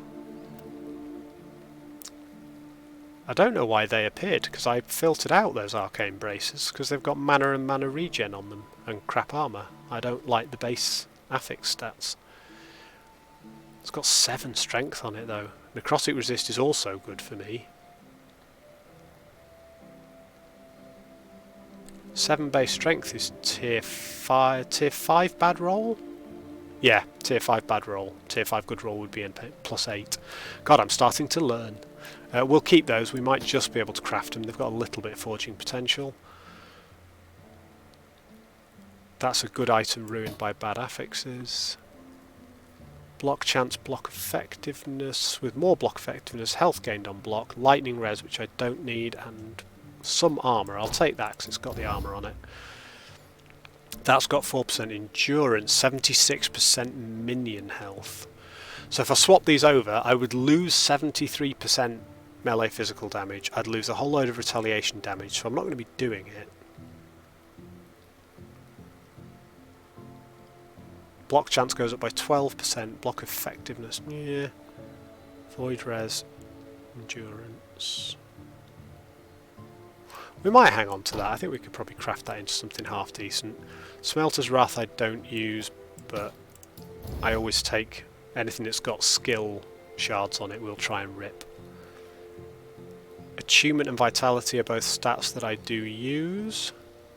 And in fact, it's only got 21 forging potential, but it's got Attunement and Vitality both at tier 4. And if you look, my current boots also have Vitality and Attunement at tier 4, but they've got better... no! Same Attunement roll, worse Vitality roll. So that would give me more health. And this would give me more armour, more move speed, and fire resist, which I really don't need. My fire resist is overcapped. And then I could put whatever suffixes I wanted on there. 21 forging potential. Right, we're crafting those. Did we say we were crafting those? No, we didn't. Yeah, I don't think that's... We're going to start seeing more of these drops soon at level 68. And 10% increased armour and health we will take. So, we'll keep that for crafting. And we'll sell everything else. Yes. Said I wasn't going to buy any of these, and one of the reasons is they seem to have tweaked the number that appear in shops. You used to get between 1 and 5, and you now seem to get between sort of 4 and 8, and they cost 2,000 each. So if I was to buy those, that would cost me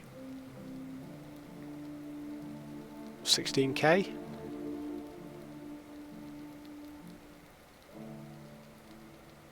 Yeah, we don't need to be doing that just now. Oh, hang on, I was going to craft that, wasn't? No, I wasn't. Was I going to craft the other? I don't care. We're not sitting here all night looking at those screens. We haven't found any of our prophecies yet. Right. Let's see.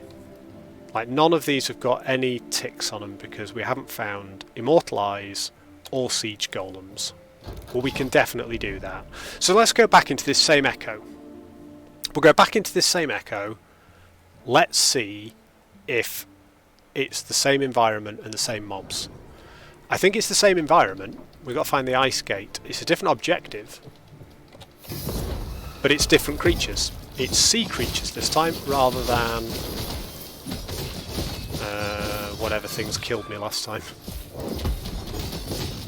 Oh, I haven't got a Manifest Armour summoned. Right, here we go. Let's find the Ice Gate.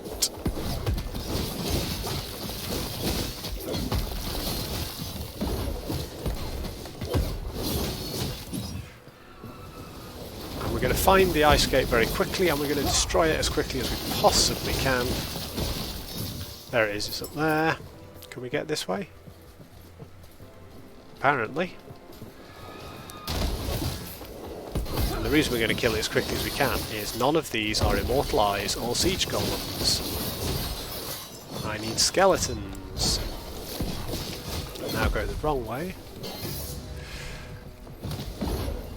So I'm looking forward to seeing how these prophecies work. I'm looking forward to seeing more examples of prophecies, more examples of rewards. There are some much trickier ones. There are some that are like, you know, defeat some of the toughest pinnacle bosses in the game on higher difficulties and you will get cool rewards. And I can't do those at the moment, but it's a good way when you are capable and you can do most of that stuff to target farm yourself certain types of item. Because it's going to drop a particular base version of gloves, for example. It's going to drop 8 of them. On the ground I might see 2 of them, because it will depend on the combination of affixes and what's in my loot filter, but if I'm happy with the base item, then it's worth giving it a go and see what we get.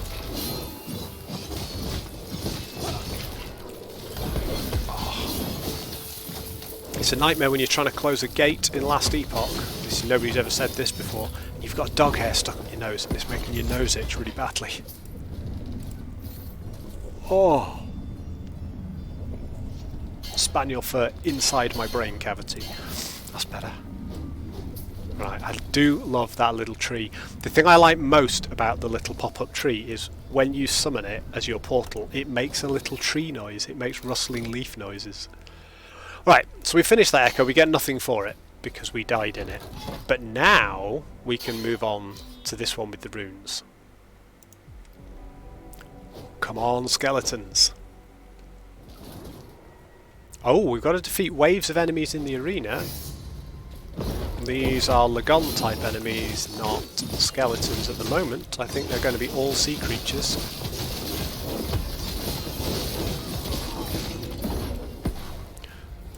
Right, what I need to be doing now is checking out these shrines, because if any of these is a bonus XP shrine, like increased move speed and cast speed will help me kill these creatures much quicker.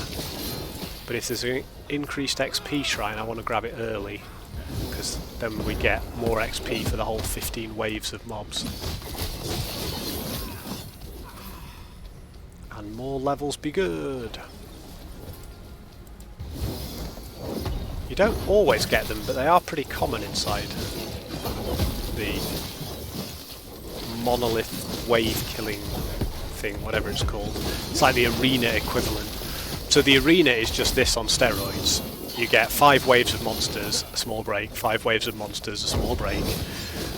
Then it steps up after every 10 and you get a roguelike sort of modifier added, and based on whether you chose the easy one or the difficult one, it will change the stuff dropped by the boss at the end if you kill him. But all of those modifiers remain throughout the whole run and apply to the boss as well. So it can stack up to the point where you just can't complete it if you're not careful.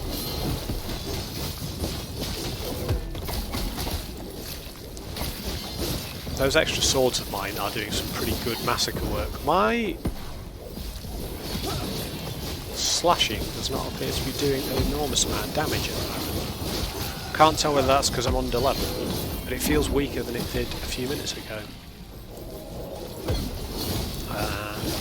It's at this point that I always check I've not done something stupid, like tried to look at crafting my sword and left it inside the forge instead of equipping it.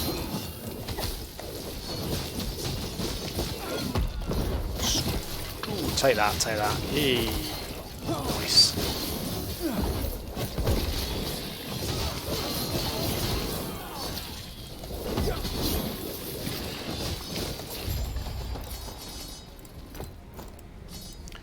These are fun. The thing I like about these is they're so bite-sized. I've said it before in other streams, but they are between 2 and 5 minutes typically. And you get a load of, load of rewards. Look, I've got all these runes. Brilliant. Grab some runes. Didn't have enough runes before. Getting some more. Get some gear, get some shards. Most of that is crafting item stuff, so we'll just transfer all of that into our crafting stash. We'll sort those for looking at later.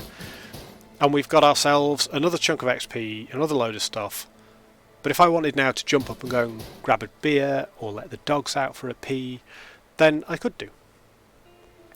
And you know what? I've been streaming for an hour and a half. I'm going to nip up and let the dogs out for a pee and, more importantly, get a beer. It's Saturday night. So I will be back in 2 minutes, and then we are going to find either an Immortal Eye or a Siege Golem. I only really want to kill one of them just to see if it tracks it the way I think it's going to, so that I know that I am at least progressing the quests and that I don't have to do something weird like click them to start them. They don't interact, and I haven't dared click on the cross button in case there's no prompt. But I will do that. We're going to take a 2-minute stream break and I will be right back. We have some monoliths to crush.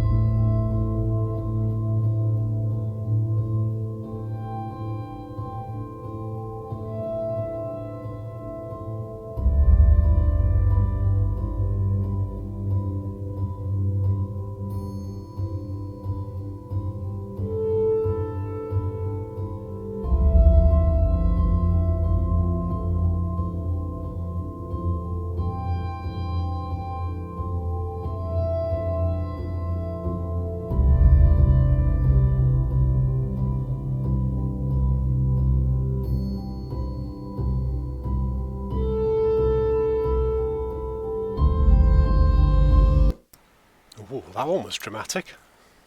Just found myself sitting listening to the music for a second. I'm diving straight back into live. Hey, we've not been disconnected. Suddenly occurred to me that we're dealing with the busiest evening that Last Epoch has ever had for concurrent players, live as we speak, and I might have come back to find myself booted from the server, but no. So I'm back, and I have a lovely dark ale. And that's good, because if people are going to ask me about things that make me excited about this game, I talk non-stop.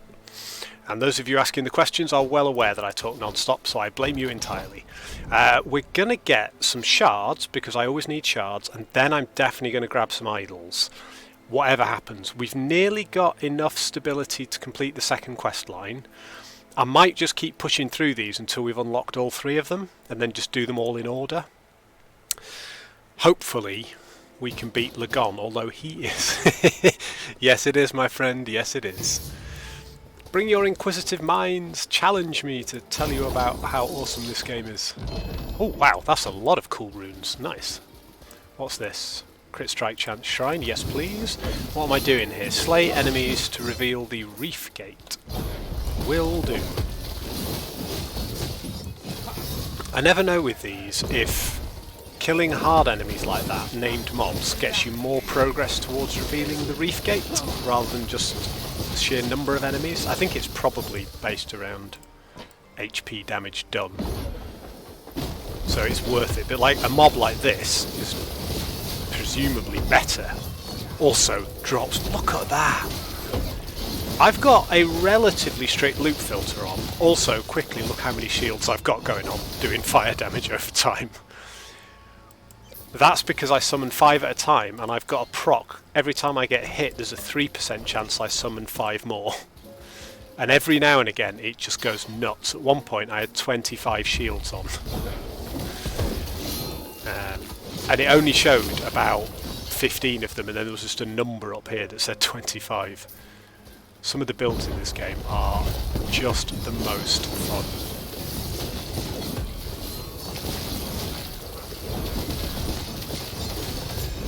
Can't really see anything when those big boys are on screen. My god. This is the only downside, I reckon, to Circle of Fortune. I'm going to have to really tighten up my loot filter.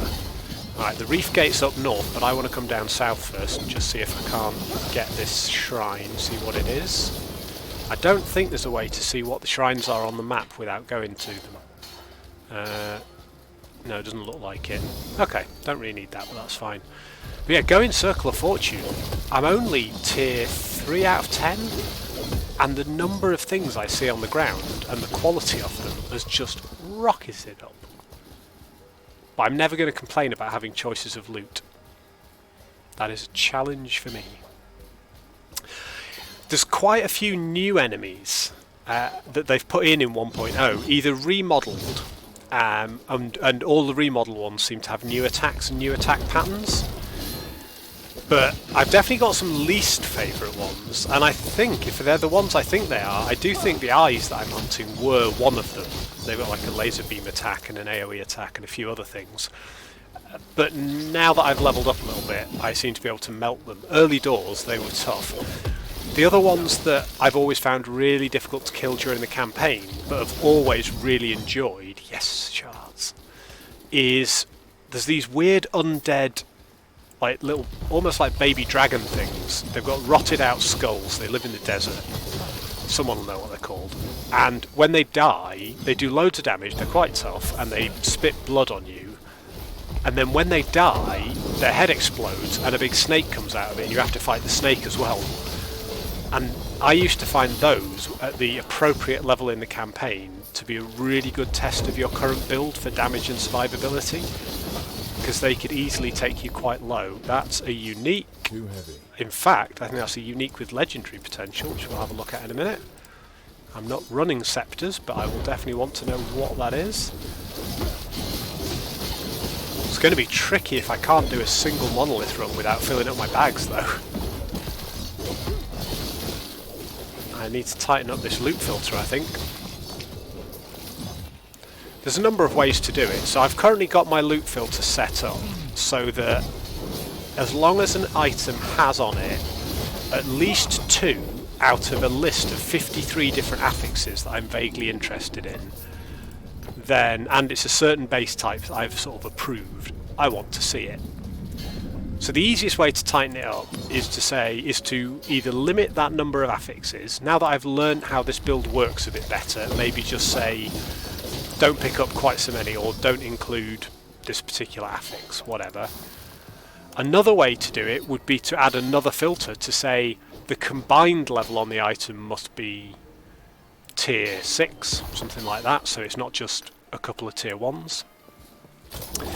I could also say I want a minimum of 3 of all these affixes on my gear, so I'm not getting any completely dead ones.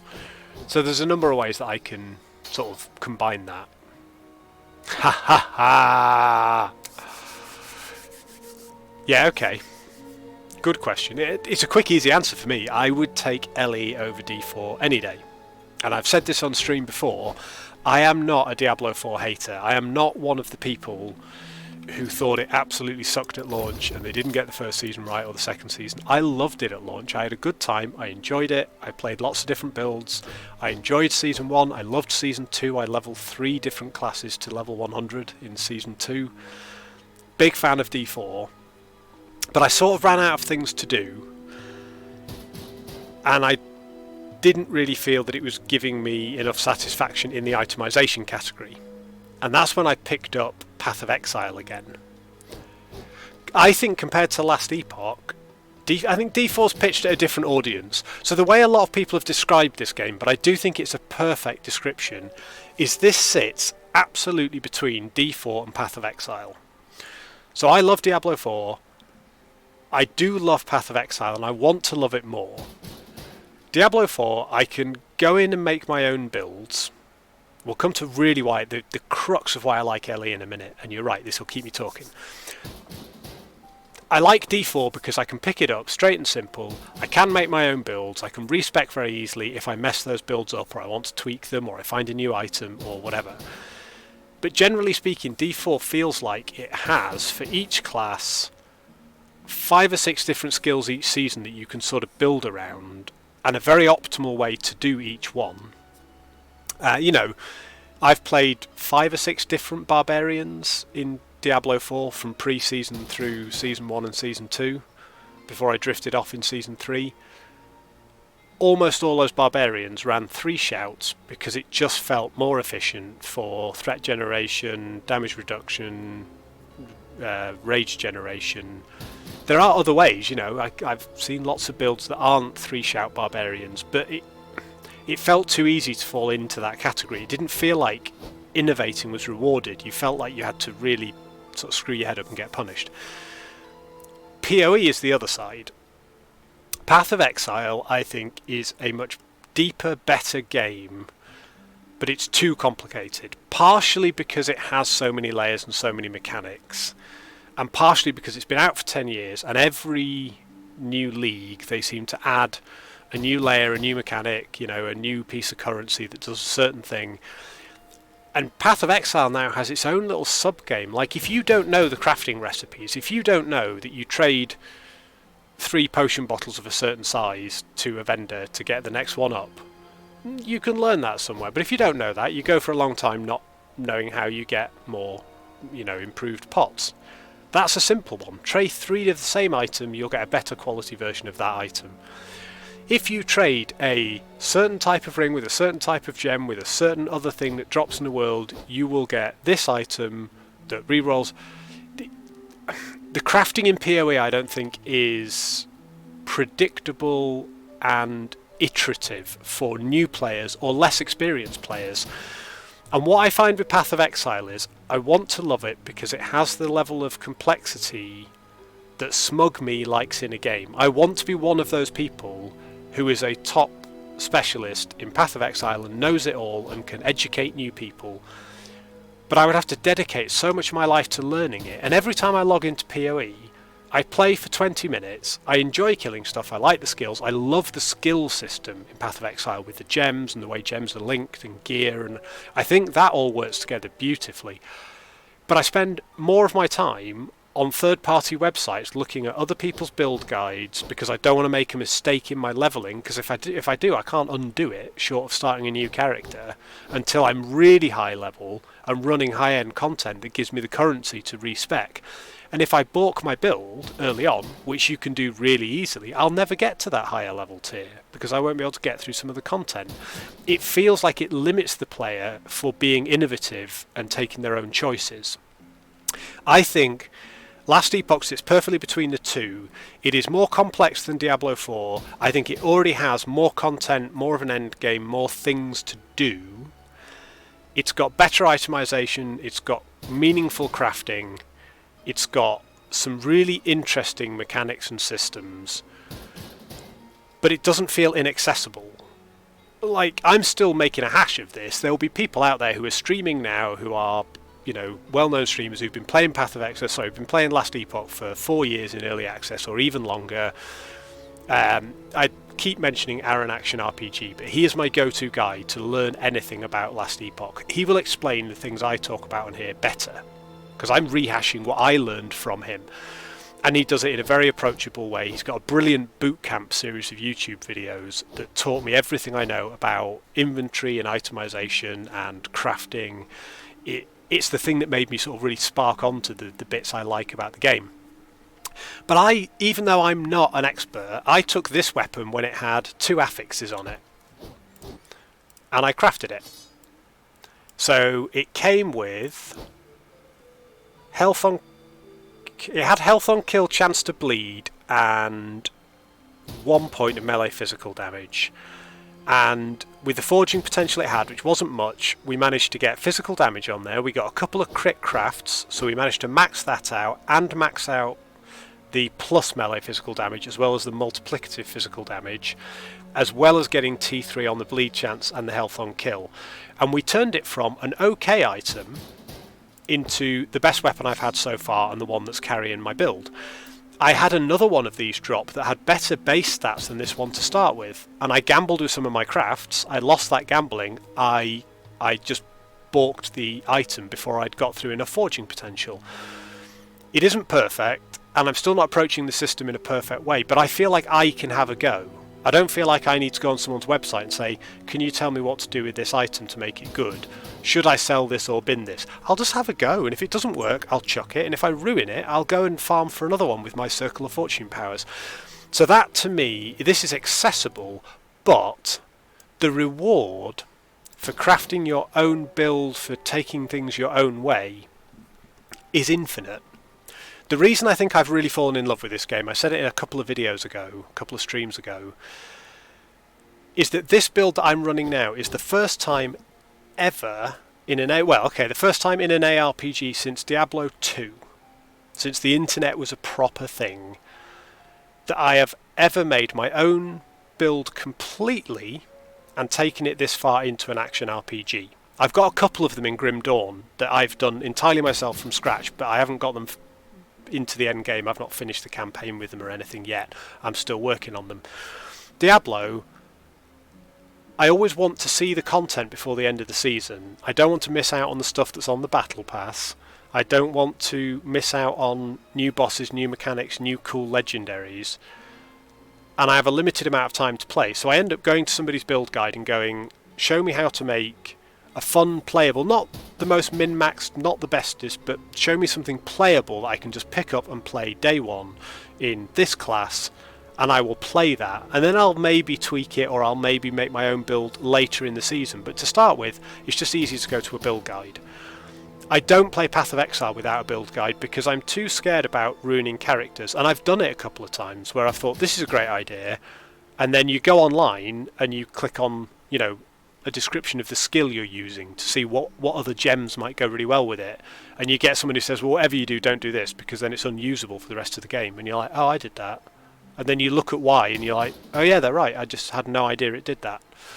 So you then have to go back and start again. So this is the only time that I've taken a look, and I looked at the passive trees, So each character has a base mastery, then they have 3 mastery classes. You can pick one of these to master in. This is the only decision in the game you can't undo. You can respec your passive points, you can respec your skill points, you can do all of that. The only thing you can't change is your mastery, one of these 3. Doesn't really matter to me. It helps if you pick one that you like, but I've not seen a single one that doesn't look fun, interesting, and something you can build around. So the first tree is quite simple. Some of these lead to others and require a certain number of points. So to get to this one, you would have to have 4 points in counter-attack first, which means 1 point first in overwhelm. And for every 5 points you spend in the tree down here, it unlocks the next tier and access to the next lot. Once you've hit 20 in here and you've got a certain degree in the campaign, you can pick one of your masteries. So I picked Forge Guard. And Forge Guard's got loads of nodes, seems a bit more overwhelming, but actually all these nodes are linked together and they are all about throwing damage and throwing attacks. This build isn't using throwing attacks. I picked skills I like, they're not throwing skills, they're minion skills. So I went for survivability, which is increased resists, increased blocks with shields, increased armour, and then I went for increased minion damage, and then just flat out more health, more crit chance, more crit damage, and a few other nodes. But then I'm not locked in here. If I then go to Paladin, one of the other masteries, I've specced into this tree too. I put 5 points in Defiance to give me some elemental resistance. Because I can spend any points I want in Paladin up to and including this chain here, the left side of this chain. The only thing I lose by not speccing into Paladin as my mastery is I can't use the right hand side of the Paladin tree where it gets more specialised. The same with Void Knight. I can spec into any of these nodes in the first half of Void Knight, but not these in the right hand side. So you've got a huge amount of flexibility, but you can change it at any time. So that is quite approachable. What's also approachable, but way cooler, is that of the 5 skills you can have equipped to mappable buttons, each of them has a skill tree.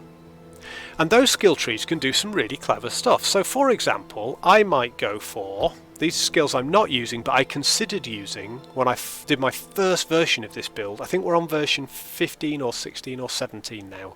But version 1 of this build was primarily using multi-strike down here, where you hit an enemy and you build up stacks of armament, and for each stack, when you hit somebody, another sword is spawned and hits a different creature. Okay, I thought that sounded pretty cool, maybe some AoE clear in there, we'd use multi-strike. So we've got this whole skill tree.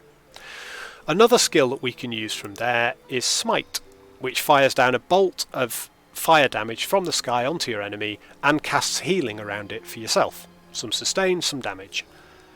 When I started looking at multi-strike, if I spec all the way over here into this node, the additional swords that Smite uses that multi-strike uses are replaced with smites. So I can use multi-strike to cast Smite without ever pressing the button for Smite, but those smites that are cast will have all the benefits of a full skill tree that I've put behind them, doing more damage, more area, opening fissures in the ground, healing better, whatever it might be. And lots of these nodes completely change the way these skills play. So for example, I'm using this Rive skill where you hit twice, swing around in a circle. I've made that circle bigger, the last hit. I've made it bigger by 60%. I've made it do 45% more damage. I've made it leech 10% of its damage as health. So we're focused all on that third AoE strike. To make it even better, the second strike now pulls enemies into the range of the AoE. Then we spec down here. These two are largely pointless nodes. This gives me a little bit of extra attack speed. This one is completely redundant, but it leads to here, where the first and second strikes can never crit, but the third strike always crits. So now my current crit multiplier is about 260%. So all the damage that this skill does, which is at plus 45, it's also leeching health, it's doing it to loads of creatures because they've all been pulled in, it's now a guaranteed crit, doing 3.5 times the damage that it would do from its normal hit. But in addition to that, I can spec into here, which is every time I kill an enemy, which is going to be very often with my massive crit finish, or hit a boss, not kill a boss, but hit a boss, so it's still good against single target, I have a chance to summon a forged weapon. And I summon forged weapons through this skill as well. Every time I hit with it, I can increase the summon chance on hit, I can increase the max number of weapons and how long they last. The upshot of that is that I have usually 12 of those burning swords lasting about 30 seconds, flying around me, doing loads of damage to everything. And they spawn against big packs of enemies, and they spawn against bosses. I don't know if that's good, but I do know what it is. It's fun. And I've not seen that anywhere else. I don't watch build guides for LE. There are some great content creators out there who make some brilliant build guides, but I find it hard when you watch somebody else's build guide not to be influenced by it and go, well, they did that, maybe I should try that first in case I'm not doing the best. So I've just not watched any. This build is entirely, I sat down with Last Epoch Builder while I was on holiday a few weeks ago. I had my laptop with me, but it was struggling to run Grim Dawn. It definitely wasn't able to run anything else. And we were in the room watching some TV with a beer, and so I thought, I'm going to sit at the computer, I'm going to make a build for Last Epoch. And it took me about an hour, and I went through and I put all the passive points in. I put 5 skills on that I'd never used before because I wanted to know what they did, and I thought it sounded cool. And I made the build, and we started playing it. And by the time we got to level 30, we realised it was absolute dog shit. It was awful. Because things cost more mana than I thought they did, they had longer cooldowns, they didn't have the range, they didn't work the way that I thought they did when I read the tooltip. We replaced some of those skills. We got rid of multi-strike, we got rid of smite. Instead we added in Rive and we added in Forge Strike. We've played around with those trees completely. At one point, my Ring of Shields, which summons these 5 shields that can heal me, at one point I had it summoning 8 shields, and all they did was heal me. Now I've got it summoning only 5 shields, but they heal me and they burn things around them. I did have my Shield Rush, which is this ability. I had the shield spec'd so that when they were spinning around me, if I charged with Shield Rush, they would go out in a massive wall in front of me and hit loads of enemies. And I had it once where I had like 70 shields out across a screen and a half's width, charging everything in the map. It was fun. It was the initial thing I really wanted to do in the game, but it didn't achieve anything. It wasn't useful. So I've respec'd it so that now I'm only going to hit a couple of people with my shields as I charge, but they're going to be on fire, which is kind of cool. So we've evolved this build by just moving the odd point here or there, asking ourselves a question, and that's the key thing. So yes, you asked a question. Yes, the question took about half an hour to answer. I would say LE... This is my current list. And this is quite controversial because until now my list had been Grim Dawn, of the sort of the 4 big action RPGs. I have many favourites out there, but Grim Dawn was my top. Grim Dawn was brilliant. On top of that, next down from that was probably Diablo because it was accessible, then Path of Exile, and I wanted to love Path of Exile more than any of the others, but I just couldn't bring myself to do it. I'm now sitting at Last Epoch Clear Leader. And there's more content in this game, and I'm doing it. Like, I'm a casual gamer, I'm a noob casual gamer, but I've got a build that I have made, that I am having fun with, I'm still evolving, and I'm in the end game. Yes, I'm not in empowered monoliths, I haven't taken down tier 4 Julra, I haven't done the sort of ultimate progression stuff, but I know I can, and I'm going to, because it's fun to try it, and the game doesn't feel too punishing for that. So it's pretty good. I heard a twinkly twinkly noise then. What was my twinkly noise? Ah! T-Gus has subscribed on YouTube. I don't know if you're in the channel at the moment, T-Gus, but if you are, thank you very much. If not, and you're watching this later on, thank you very much indeed for your sub. It's always good to have more YouTube followers. Hopefully enjoying the videos. Maybe it'll lead you over here and you can come chat to me live. So yes, right now, LE, absolute clear top. Grim Dawn underneath that, and I'm really looking forward to the Grim Dawn expansion later in the year. Then probably Diablo 4, because it's accessible, and I can pick it up for half an hour and just play it. And then Path of Exile. I'm really looking forward to Path of Exile 2, because I think being in on the ground floor, it might just be a bit more accessible. I don't think grinding gear games are going to make it a pacified version. I think it's still going to have a deep level of complexity. But I don't think you're going to have to have somebody who has played for years teach you the game. I watched Zizaran doing his... He does a... We really are. I mean, this year I think is going to be a huge year for ARPGs. PoE 2, Grim Dawn expansion with new class, and Last Epoch going from strength to strength. I think the thing for me is... I tell you what the thing for me is, I've lost my train of thought. That's what it is. But yeah, you ask a brilliant question there, and we're all here for it, my friend. We're all here for it. This channel, I'm largely going to be streaming Last Epoch because I love it, and because it lends itself really well to streaming, because there's so many different things I could do. One night we could hammer monoliths. If we feel we've overdone that, another night we'll do the arena for a bit. Then we'll do some dungeons.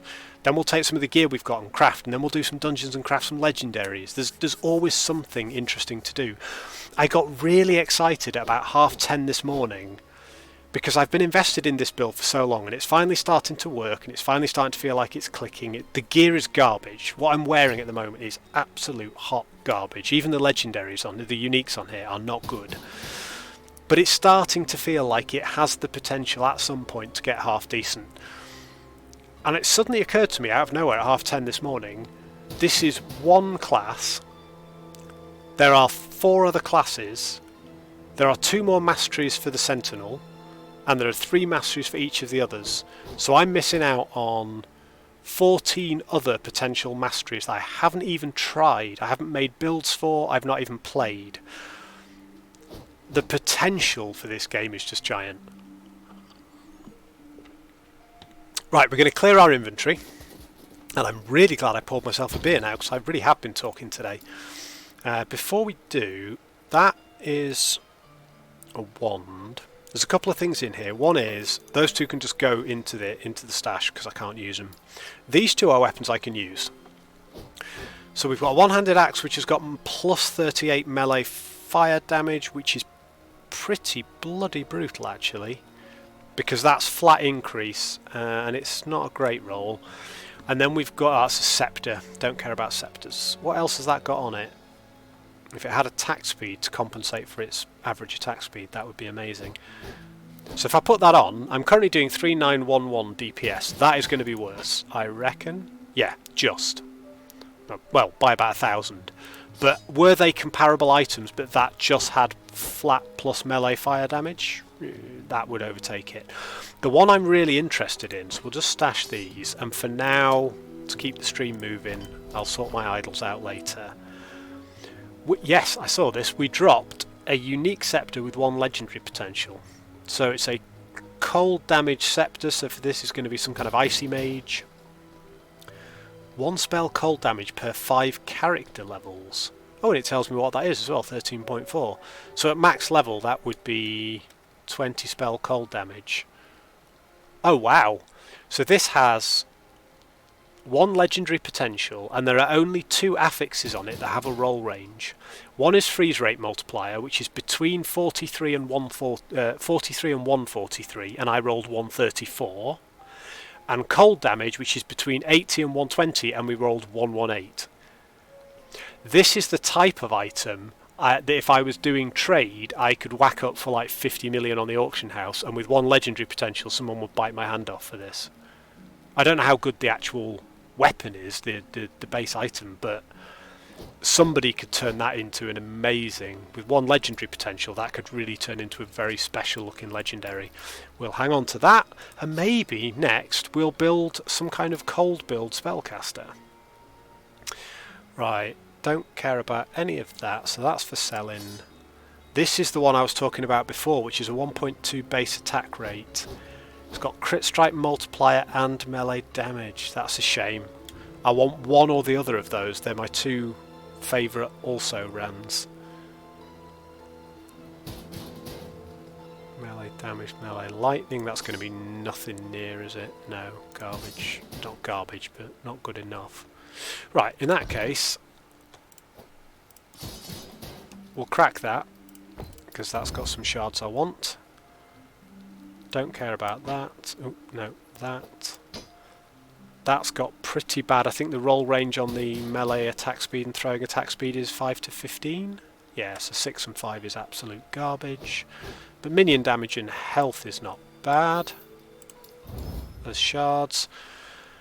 That's another mana regen. What else we've got? Mana. 15 melee physical damage if wielding a sword. Which is absolutely epic, because that must be tier 4. It is, it's best roll tier 4.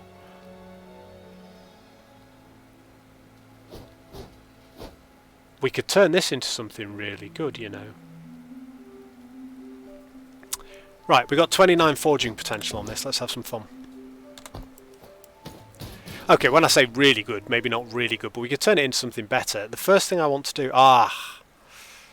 mana. I've got 5 mana shards, so I'm going to put a Glyph of Chaos in here. What that will do is when I try and upgrade this, it will use one of my 5 mana shards, but it will change it to another random prefix. Could be good, could be terrible. Don't shatter it. Clear that before I do that by accident. Right, Glyph of Chaos, mana. We don't want to do that first because... oh, we could do something. Now, mind you, I haven't got any Glyph of Despair to fix that. We want to add the other suffix first, in case we get a critical success.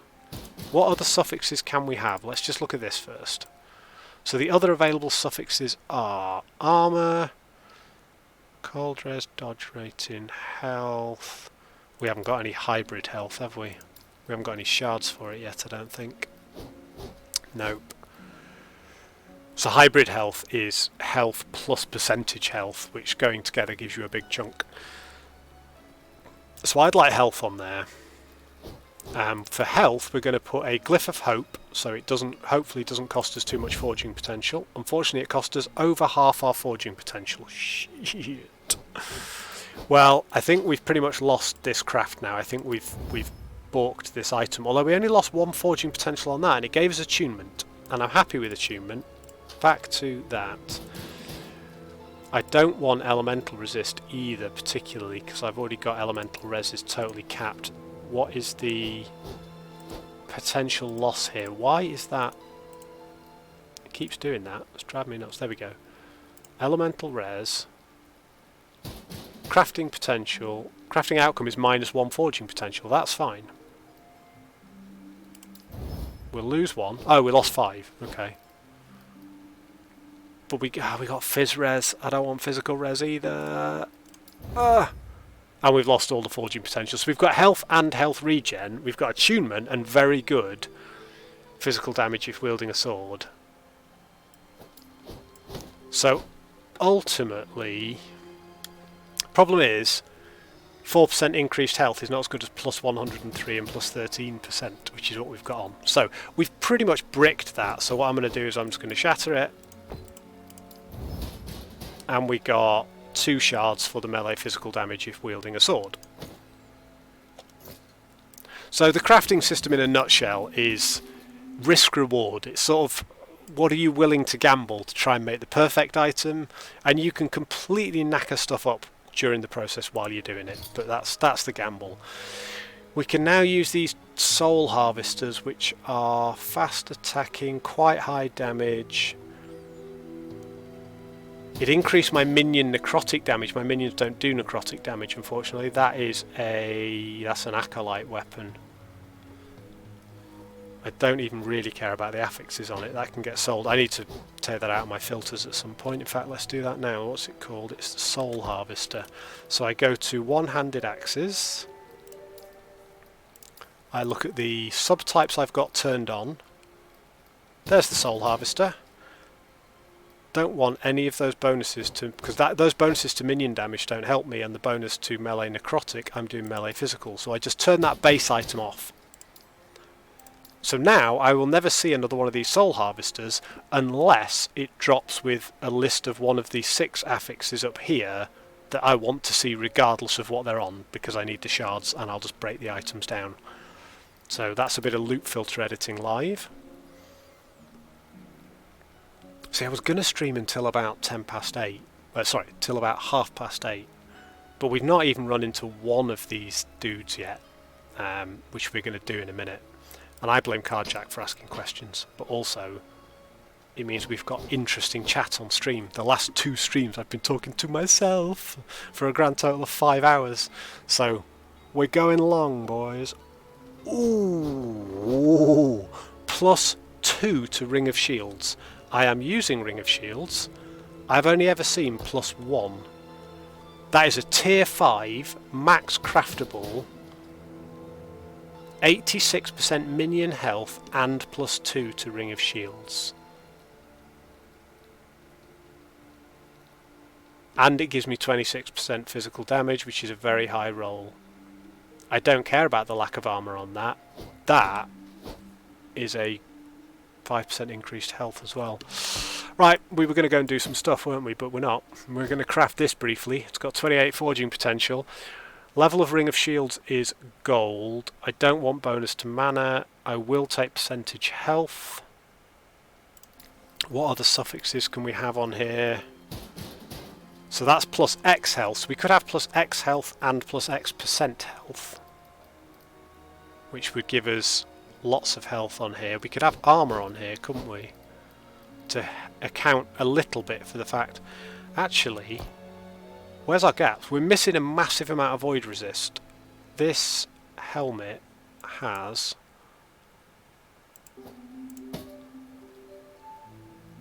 nothing useful. Endurance threshold would be nice.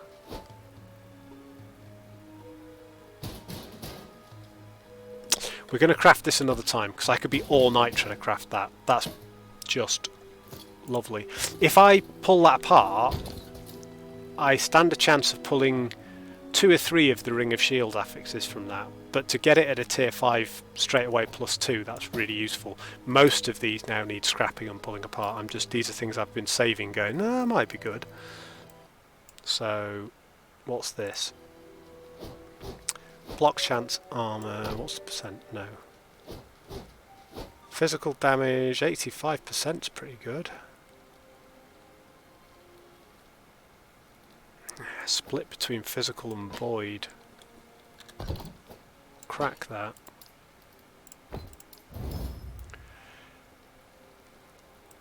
That sword is alright, but not good enough. Percent armour and cooldown speed I'll take, but I don't want those base boots. Don't care about that. And we'll take that, because it's got a couple of useful things, including some int if we did a different build. Yes. You can buy my stuff, please. Right, we're going to slap now. We are going to go and find ourselves an Immortal Eye and a Siege Golem and test out these prophecies.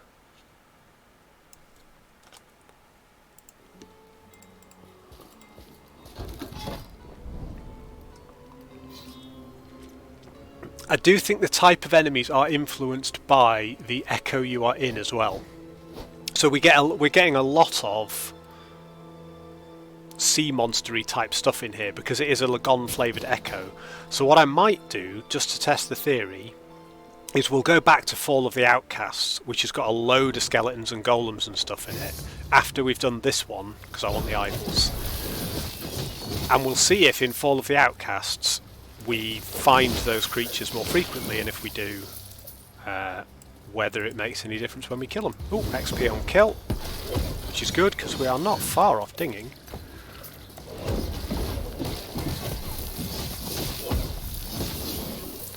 What are we doing? We're killing the patrolling siege golem. Oh, hang on. Patrolling siege golems? Yes, we need to kill siege golems. Perfect. Happiness is with us. So we should... There's 2 patrolling siege golems here. So that should give us 2 out of our 5 for 2 different prophecies, if the tracking works the way I think it does. Right, don't just stand in the fire forever. Oh, there's one. No? Oh no, it's a stupid Hydra dude. These have killed me on stream more time than any type of enemy, but usually because they do poison damage, and my poison res has historically been pretty poor. I've managed to massively overcap it now. How did I not die in that? That looked worse than it was. Right, so now siege golems. So a siege golem has died, but these still say 5. There's no indication that I've completed it. So this will be the second siege golem if we go and kill the one down there. So maybe nothing changes in them. Maybe part of the prophecy is you don't know how close you are to completing it in the heat of the moment, and you just go until you suddenly get a shiny message that says press here for dopamine hit, come claim your prophecy from your shiny golem killing. Or maybe it's not working. Maybe I've messed something up that I'm not sure about. But a siege golem definitely died, which should be, here he is, should be the triggering event. Where'd he go? I do love that run ability. Right. Well, there's 68. Anyway, we got the level out of it. You can't do that to me, pleb. Holy sh... Oh my god. Told you, those poison twisters, man. Fucking hell. Doesn't help that once I got hit by the poison twister, I couldn't press any of my buttons. Nothing happened. I was probably already dead on the server somewhere. Right, so this doesn't seem to have said... It was 5 siege golems and 6 of the immortal eyes, and this doesn't say that any of them have been killed. We definitely killed a siege golem. I don't know what's happened there. Unless I need to click off and on again to refresh it. I don't really see the question mark. Circle of Fortune.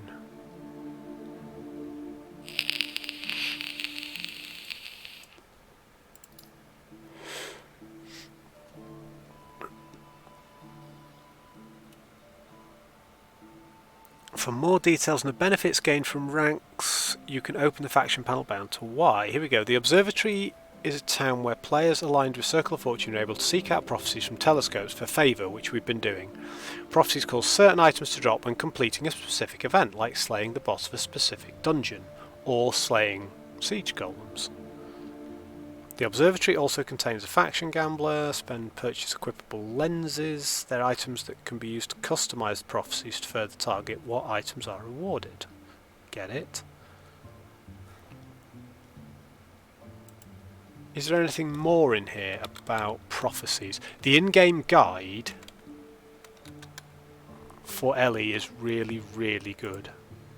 I've probably spelt that wrong, haven't I? Oh, I don't care. These prophecies don't seem to be progressing.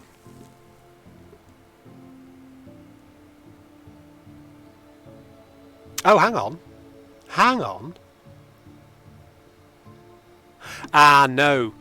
Right, the gold prophecies can be fulfilled twice. The silver prophecies can only be fulfilled once. That's why this Siege Golem one is 0 out of 2 and this Siege Golem one doesn't have a tracker for that. And I'm sure it's 5 deaths of Siege Golems because it says there's a number 5 next to it and it doesn't say death of a Siege Golem, it says deaths of Siege Golem. If only it was counting deaths by Siege Golem, although I think actually we died to the Poison Twister. However, here's an interesting thing. We've made 2,781 favour. If we go and spend that, we will level up in the Circle of Fortune because we'll get close anyway because we have ground up like half the rank we need for the next level just by doing monoliths. Right, we're going to try something else very briefly. We're going to go back to Fall of the Outcasts, which tends to have more skeletons, which is what I think the Immortal Eyes are. I could be wrong, but I think the Immortal Eyes are the wiggly, squiggly eye things with the tentacle legs that fight stuff. I could be wrong. I might not be. Yeah, okay, my laptop is going to die. Please don't die. Got it. Right, so, couple of things here. Let's just do this. That's there, that's there. Do that. Do that.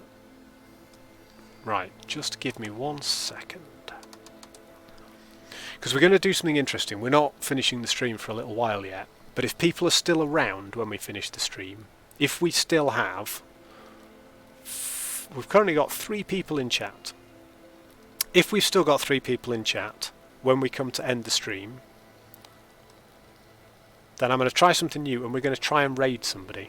I haven't seen the point in raiding with like a party of 1, but raiding with a party of 3 is fine and it spreads the love and we're going to see what we can do. So if you stick around for another half hour, 40 minutes if you're about and you want to, we will raid a currently working fantastic content creator for Last Epoch, and we will show them some love and support and wave a little bit and see how they're doing. And they might be able to answer the question for us. But before we do that, I want to try and find some skeletons. And this now should be very easy, this level 58 one. This is where I die again. It will happen.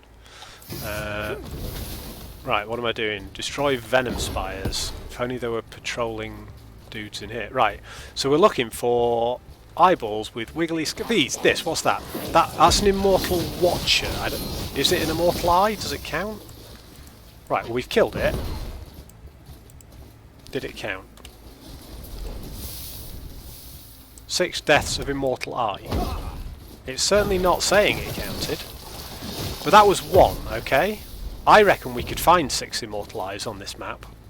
So let's try and do that. Maybe it's not tracking it in there. Maybe we have to kill 6 and then suddenly it tells us. So we've got 1. I don't mind if it doesn't track it and it's like a surprise dopamine hit a bit later on. Right, here's a second one. That's dead. That's 2.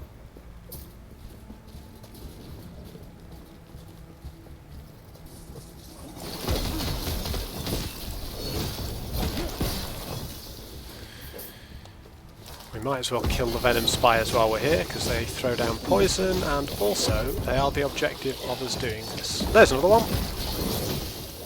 That's 3. So we need 3 more of those immortal eyes.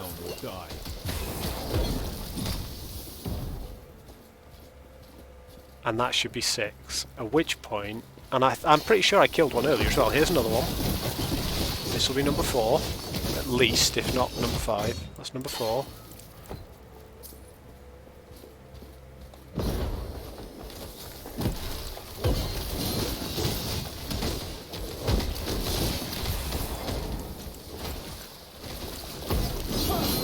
We might also be killing more off screen than I'm aware of because the swords have a tendency just to go off and do their own thing.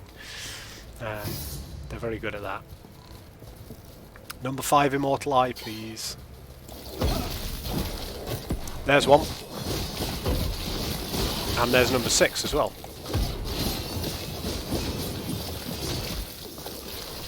Nothing has happened. And if we go here,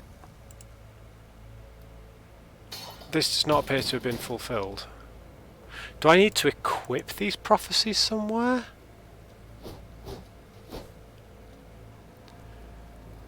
Yeah, I understand that. Go back. Rank and rep.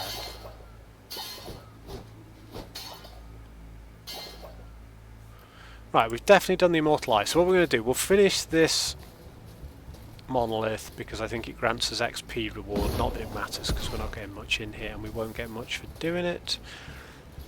And then I'm going to go back to the observatory so you can see the shininess of the observatory and the main staging point for the Circle of Fortune, which is a pretty zone and has some cool mechanics. Right, there's another frickin' eye here.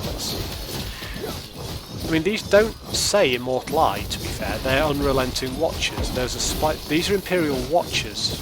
Right, I see. I'm killing the wrong mobs here. Those are Imperial Watchers.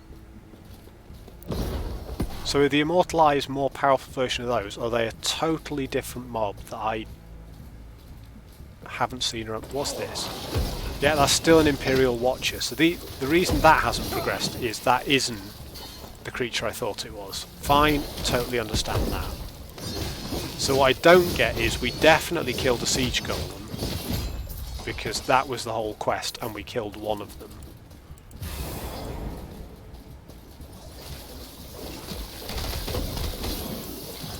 Right. Let me just Google what an immortal eye is. And this is where I just go, oh god, it's one of those. Yeah, no, you're absolutely right. I've been counting the wrong ones.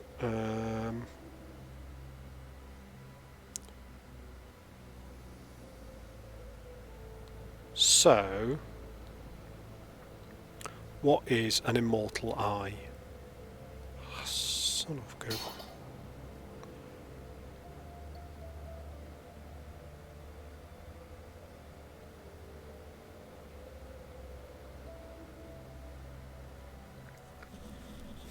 Immortal eye. Yeah. Okay.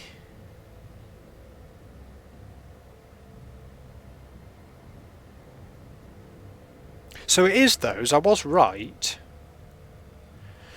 It is those eyeballs with squiggly legs that we've been fighting in here the whole time. In general, those are all immortal eyes. They all have their own names depending on where you find them in the level. But this is in Monolith, and they are types of immortal eye. However, maybe they need to be the subtype that is called immortal eye. Right, what are these? These are still Imperial Watchers. So those aren't counting. Are there any on here that have the subtype? Because the other one was definitely Siege Golem of something or other. So that one should have counted.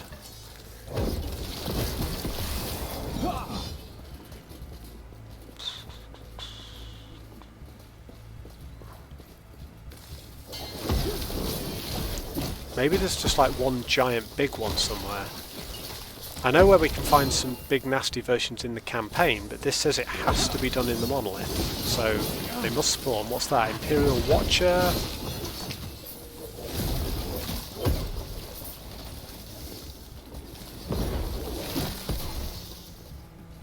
Unless I've misread, like, unless we have to kill like thousands of them. I mean, look, we've got full stability in here, which is amazing. I've never done that before. Alright, well, stuff it. We'll finish that. We'll go back through our tree. We'll claim our prize. Some experience books, whatever's in here. Right, let's go and visit the observatory. Also, let's test whether we even can visit the observatory. I don't know what load times are like. I don't know what Steam is looking like at the moment. Right, I need to plug in my PC before it dies. Prepare yourself for good radio.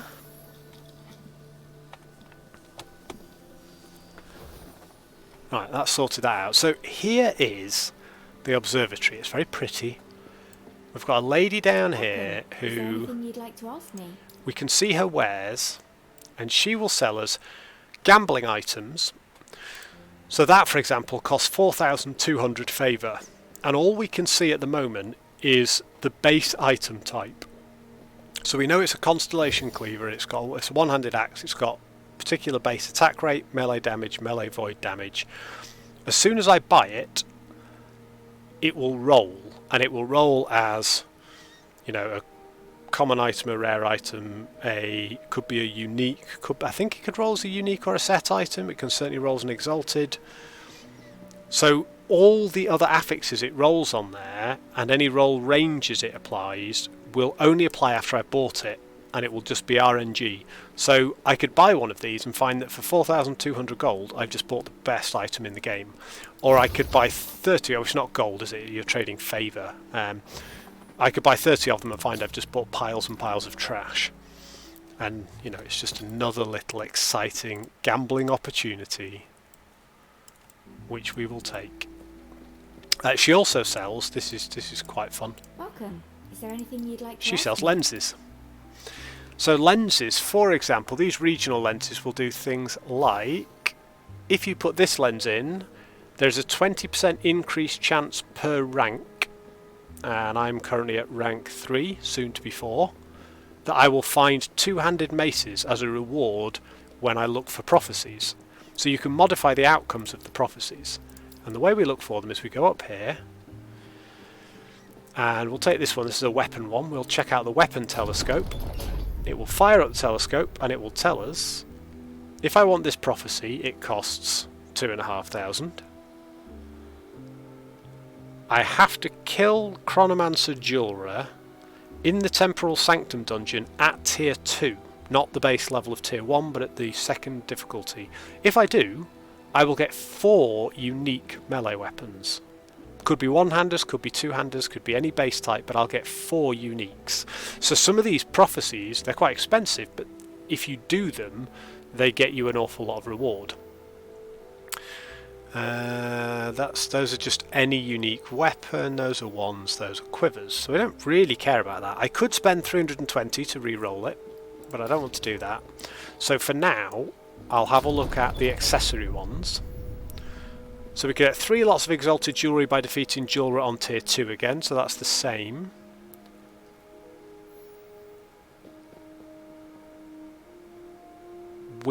Oh, that's quite good. We could get 3 lots of set jewellery for killing an exiled mage anywhere.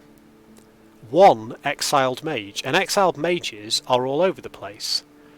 So as an experiment, I'm going to take that, because we can do that one in pretty much any monolith. And what it'll do then is it'll re-roll for a new prediction. So we can have a look and it will give us all these and we can re-roll that again, but we've got quite a lot of favour left.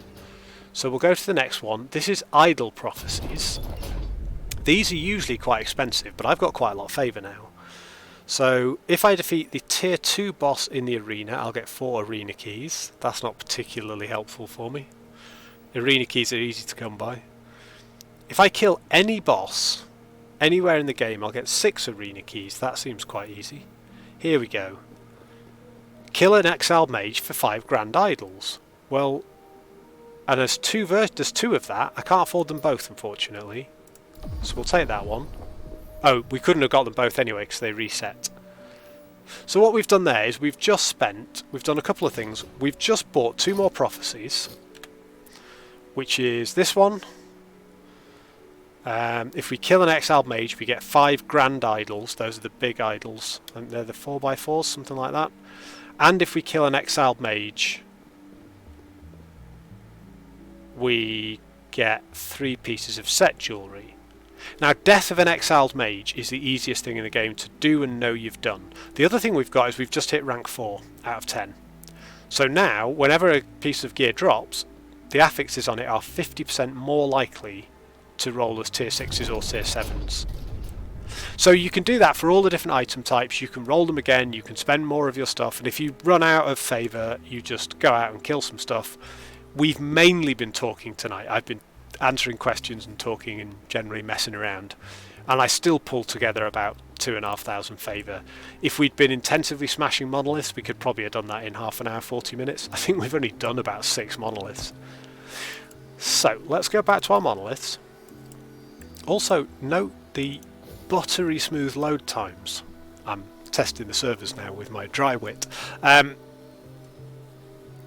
This is teleporting from one of the busiest parts of the busiest towns into the busiest endgame activity at, what are we on, 8:30 at night UK time, middle of the day Saturday US, when we've got let me see if I can just find out whether our concurrent users has gone up or down, because I think if the concurrent users is still peaking, we can be relatively confident they've done a good job with the server fixes. So at the moment, last Epoch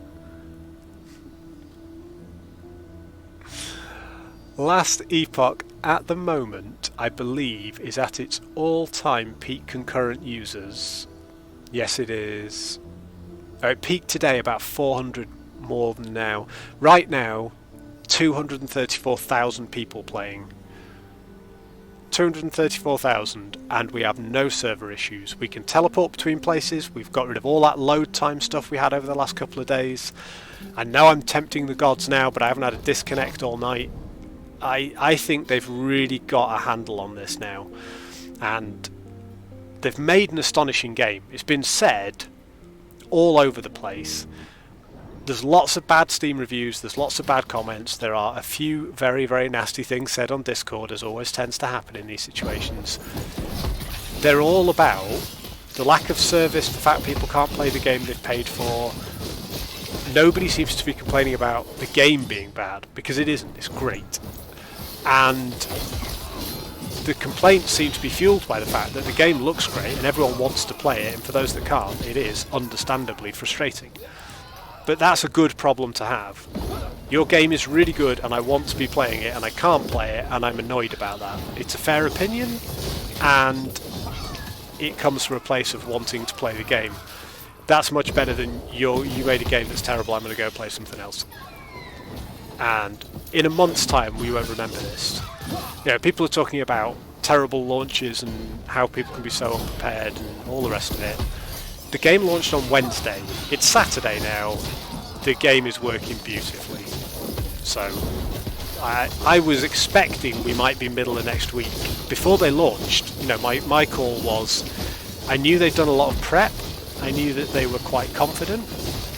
But having played other games that struggled in a live service environment at launch, my secret guess was everything will be totally fine by next week, but I don't think we'll have it fixed until after the first weekend. And I don't want to tempt fate, but I think they have got very close, even if they've not done it. Right, we want to find an exiled mage, because if we can kill an exiled mage, then 2 of our prophecies should definitely complete. And if they don't, we know that we're missing something. We should be in some way activating them before we do them, or we've not found out how to redeem them. You know, there's a trick in here somewhere, I think. Here we go, exiled mage, perfect. This one's quite an easy test because you only have to kill 1 exiled mage for this to work, so we don't have to we'd have to wonder if it just doesn't track them or something. Now, of course, I have to kill the exiled mage in order for this to work and not die to him, which, to be fair, that was pretty close.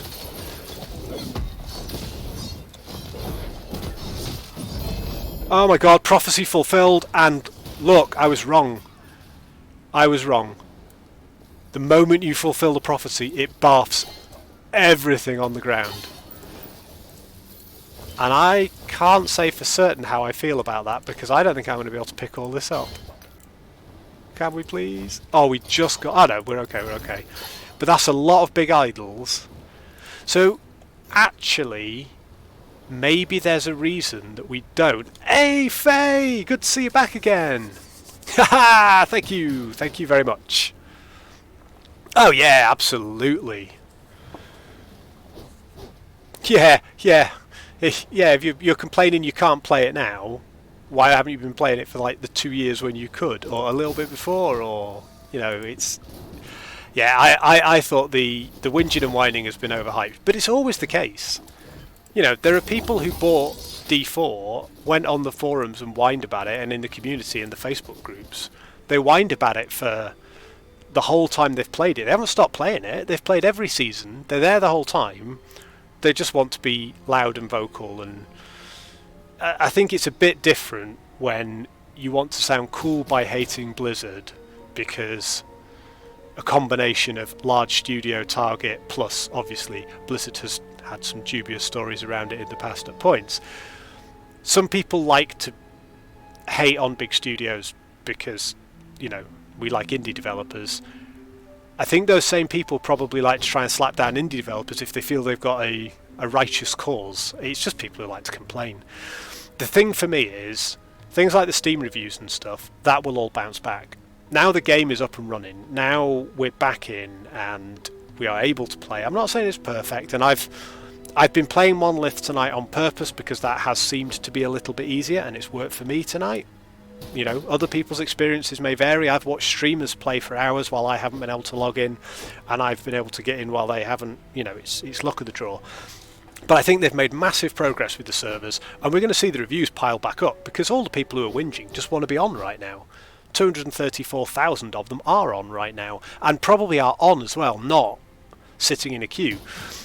When they did the peak numbers on Steam the other night and it said 170,000 people playing, That was like 150,000 people sitting in a queue and 20,000 people playing and streaming to the world.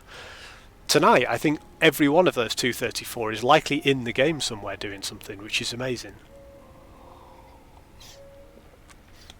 So we've solved prophecies. If we go here, so if we go here, that one, the exiled mage, one of them went. The one with the three set rings vanished because it was one use only. This one can be fulfilled twice, so it hasn't vanished, so we were right about that. So if we kill another exiled mage, we're going to get another 5 grand idols. This is a great way to farm the missing idols that, I haven't had, because look at this. Look at all this. That's amazing. And I got the Invoker's Frozen Heart from the Invoker's set. I got the Invoker's Scorching Grasp from the Scorching Grasp set. Oh, those are both from the Invoker's set. So I've got 2 of the 3 pieces of the Invoker's set now. And then I got a Ferobor's Persistence, which is a ring I've never seen before, but it's about armor and health regen for totems and bonuses to totem skills. So we've pulled, and if we were high enough rank in the Circle of Fortune, each of those 3 would have dropped as a full item set, which is just ridiculous. The target farm potential is huge.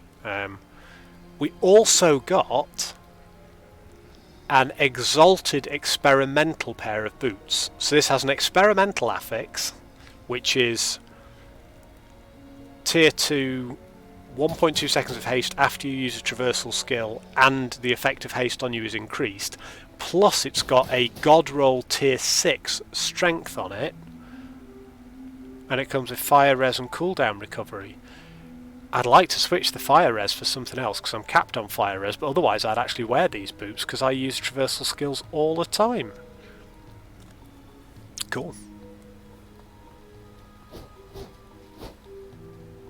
Yeah, I completely agree. It's about people being online who just want to kick off. The thing I really like about this is the absolute carnage of I can't log in and play my game now that I've paid my money for, which is a totally fair point, don't get me wrong.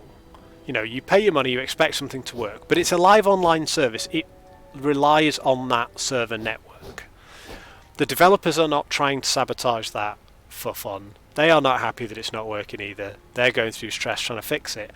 But in the background of all of that, yeah, you see, I agree actually. I think other than it was very hyped, and some of us were very excited to play and sat down at, I got mine downloading at 5 o'clock at launch time. I was in for 5:42 or whatever.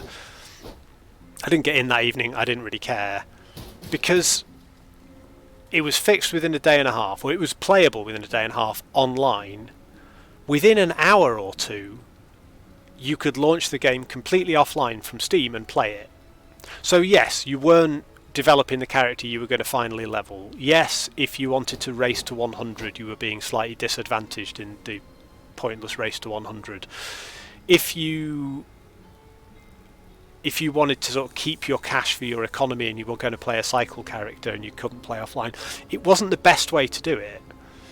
But if your complaint was, I paid money for a game and I cannot play that game, then you're talking crap, because you couldn't play it with your friends, and that's frustrating. That night you had to play it on your own. But if you've never played it before, then play offline.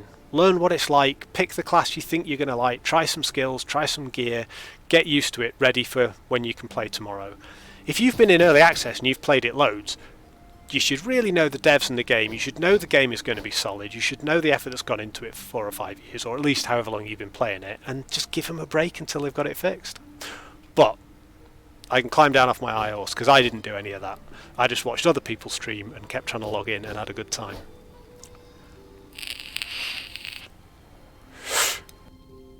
Right, we've got 15 minutes. I'm going to go another 10 minutes, right? And then I'm going to try and raid somebody, because right now we have people in chat to raid with. We have a grand 2 people, which is great. Thank you both for being here. So what I'm going to do is I'm going to do one more. I'm going to put all of these idols away, and I really need to review these because some of these are, I suspect, going to be really good. So I need all the ones that are for paladins to go there, and all the ones that are for other people to go in there. And the problem is, I keep grabbing these and it's like a 4-thing mage idol, and it goes 4% chance to gain lightning aegis when hit. And I think, oh, I might just make a mage and see what lightning aegis does.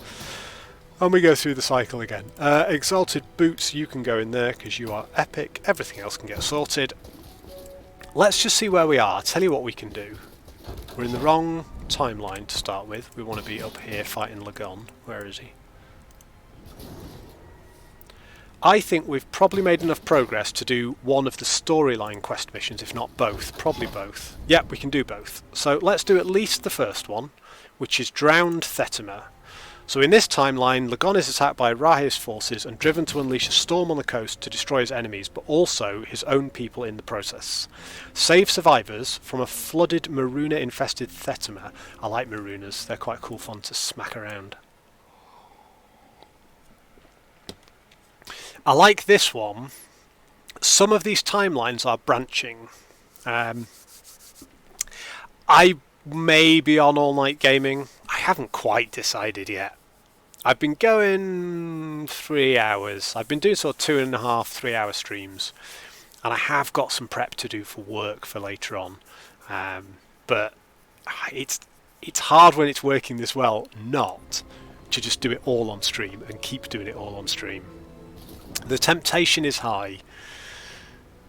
I may also run out of voice. So what we've got to do, we've got to fight off 3 different Maruna and save people. Right, cool. I have done this once before, but not for a little while. These always feel like a bit of a blessed relief compared to the normal echoes, because we do appear to have active modifiers actually on here. I didn't think the active modifiers carried over. Maybe they do. Maybe these are just easier than the normal monoliths, I don't know. But they always feel a bit easier to me. Right, kill everything here and save him.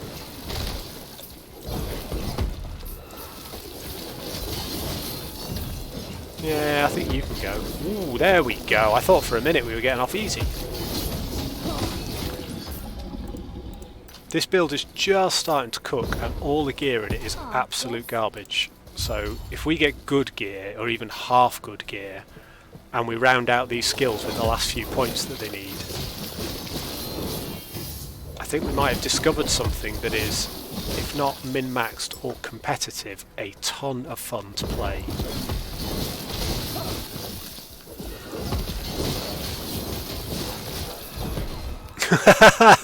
That's a hard counterpoint to argue with.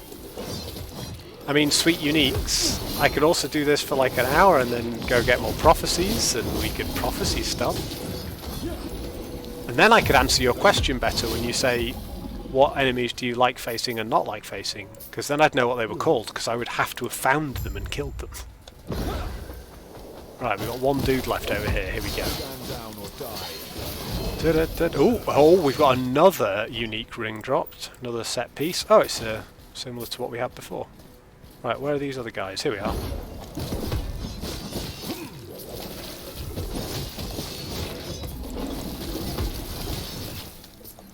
Oh, wait.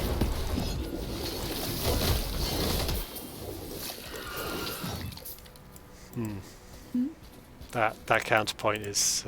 I'm sure she echoed my noise then. That counterpoint is quite compelling. Also got a spare drink up here just in case. Right, that's first quest done. The other part of that counterpoint, of course, is we did say that tonight we weren't stopping till we'd got Lagon. We haven't got Lagon yet. I've also just jumped into another echo instead of the next quest, so let's just back to back, we'll chain them. What are we doing? Find the Scarab Broodkeeper.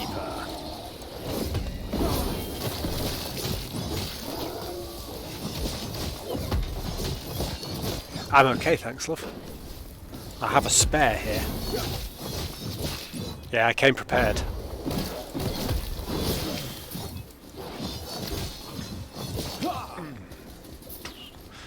So Faye, have you managed to get on and get anything done? And are you playing Cycle or are you playing with your legacy characters?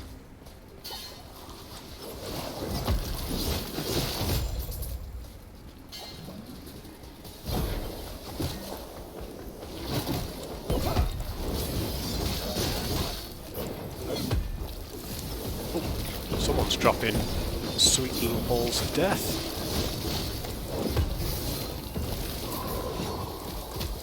Is that because we found the Scarab? Oh, we haven't found the Scarab Broodkeeper yet. We're just getting slapped around a bit by this dude.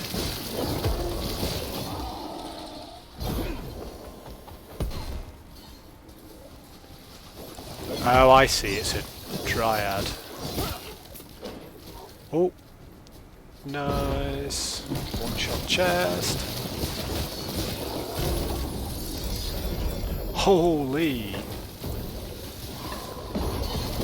Oh, man.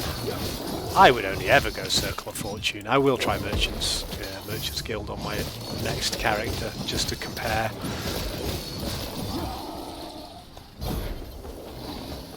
But it really is. Here we go.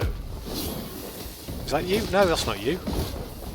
You're all the way over here somewhere. There we are. Oh, right, that's it. Big boy. So don't stand in poison blobs on the ground, because they always do insane damage. I see Spellblade was my very first character when I joined Early Access right back in the day. It was the character that I came back to about a month, 2 months ago, and was like, I can't remember how to play this, so I rolled something different instead. And I loved Spellblade. Spellblade is a good way to go if you want to try a caster card jack, because you're playing a mage, but everything you do is a melee attack, so you're sort of wading into the middle of things, hitting people with ice novas and all sorts of cool stuff, or at least you were when I last played it, and it was ace.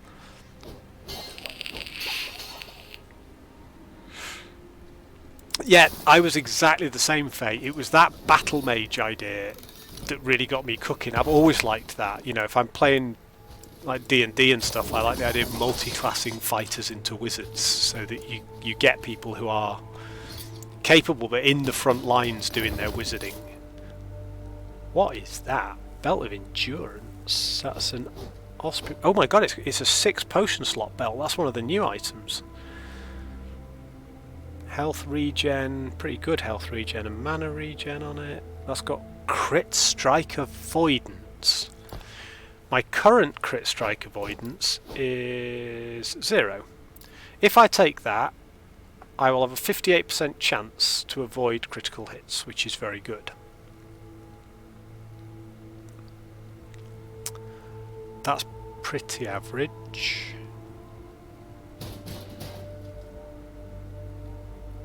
That's alright, that's alright.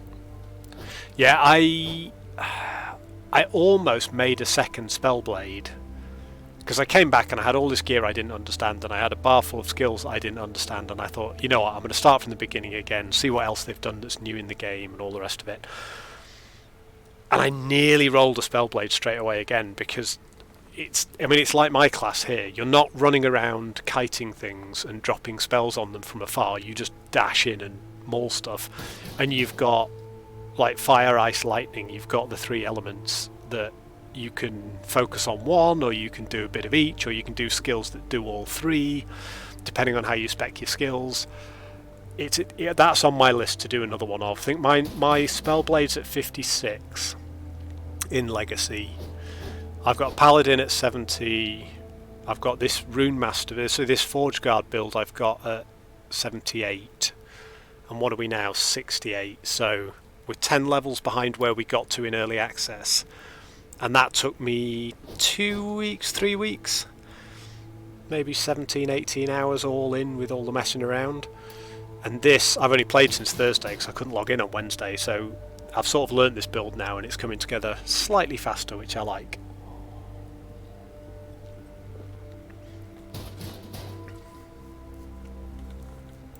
Oop, don't go there. Right, let's just ditch as much as we can. I'm gonna... This is definitely a problem for future me. But future me is going to have to do some serious sorting out of his inventory soon. Because I have ended up with piles and piles and piles of stuff. Right, well I know for a fact we've got 2 of these.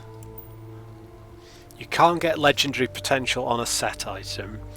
So that's 32, 36, 36, 39, that's better. That's got better ignite chance, better flame damage, 1 to flame more, 13, 13. So fire res and fire damage are worse by a little bit. But chance to ignite is better, fire damage over time is way better. I'd probably keep that version and sell that one. No point having 2 of them, they do the same thing. And they're worth 500, it's not a lot of gold, but at the moment we don't have a lot of gold, we've got 60k. Freeze rate, minion damage, health and stun avoidance combined. I don't even know what that is, so we'll take that. What's it? Oh, health and stun avoidance. Unsurprisingly, we'll try and take some shards of that. 6 potion slots I'm not too bothered about, because this is not a build that triggers things from using potions. Minion health, anything that's got endurance on I'm going to shatter, because I need those endurance shards. That's got endurance threshold and minion damage. That I can't even equip till 721. That is fire res and lightning res. Those are my 2 highest resistances at the moment, so I don't care about that. It's a bit of a waste of a rune really to shatter that, but I would be shift clicking these to get them in there and doing it quicker, but with one hand free I can vape, so I'm just dragging and dropping.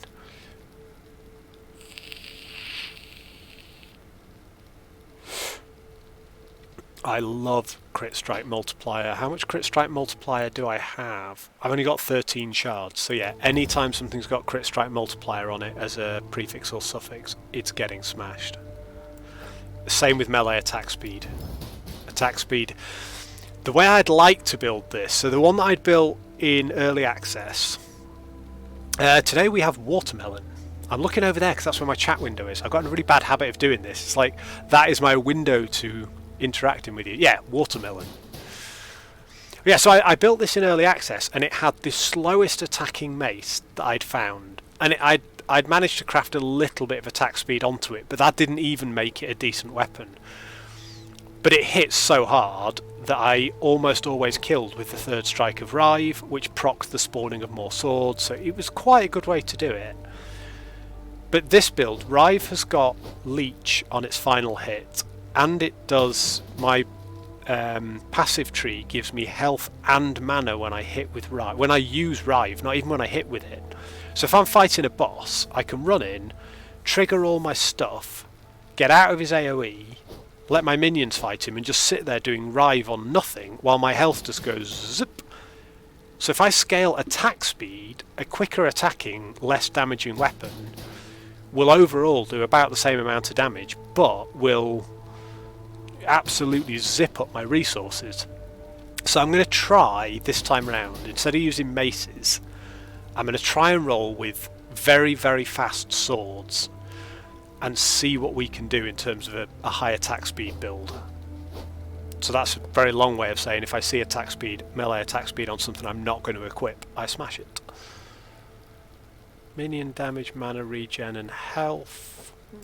We've got loads of runes at the moment. We don't need to buy any more, and what I do need is shards. Endurance and health.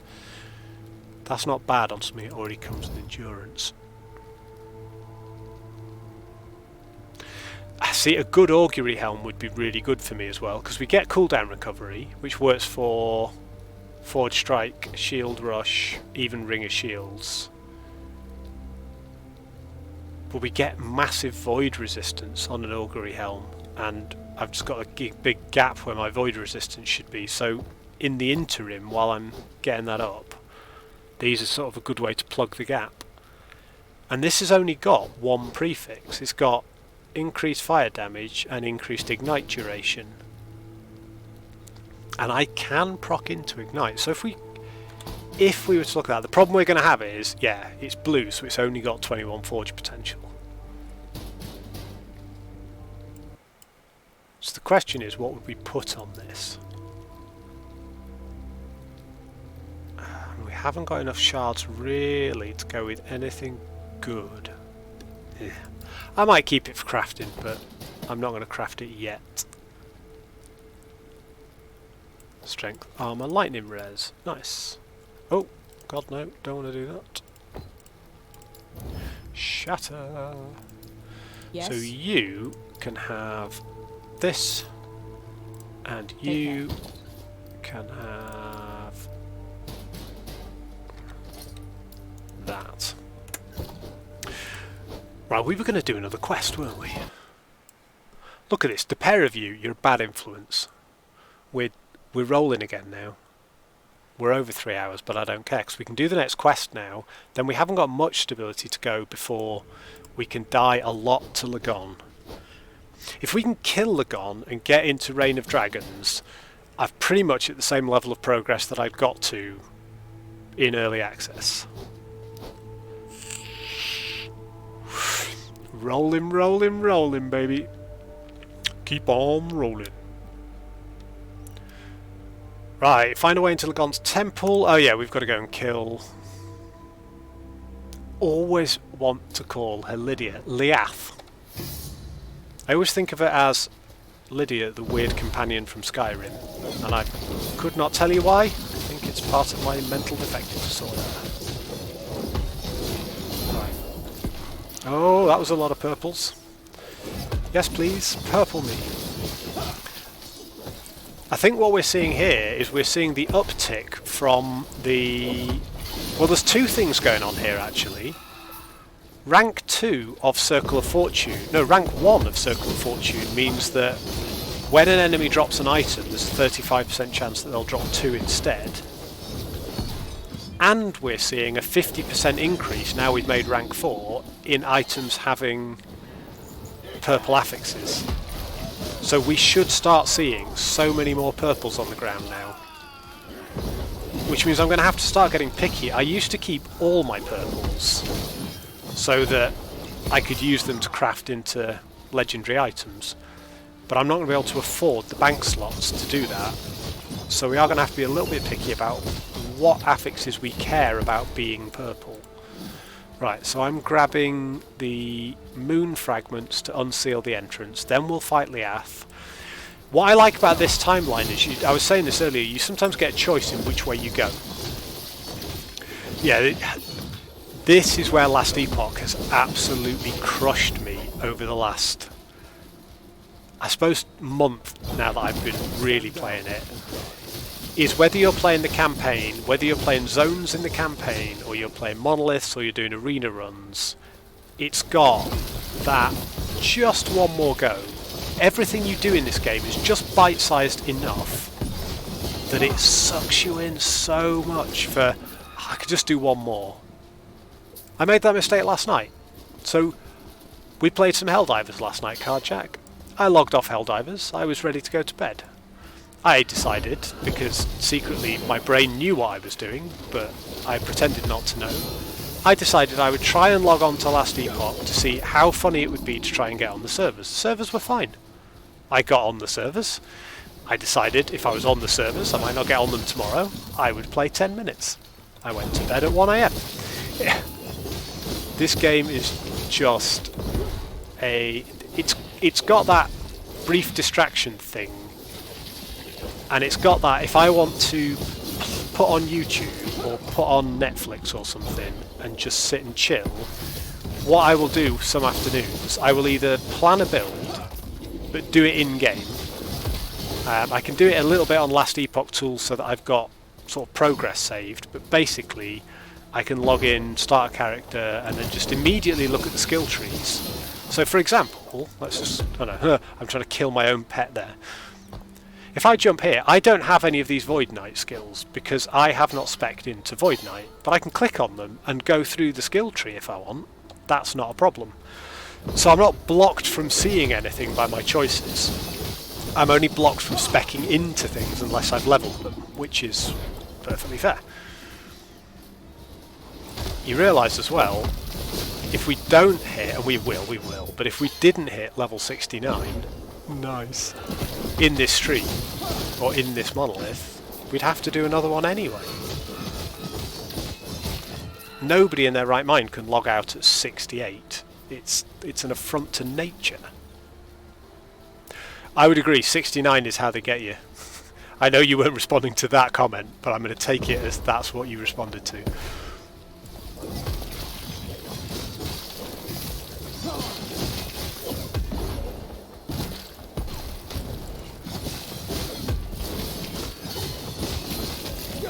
I can't stream as normal on Monday either, so like going a bit long is not a bad idea.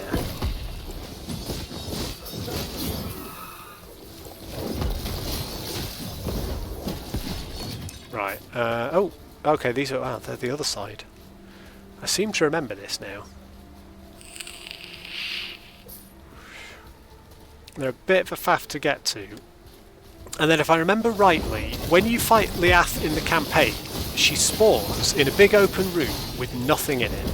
And she moves a lot, she shoots you from range.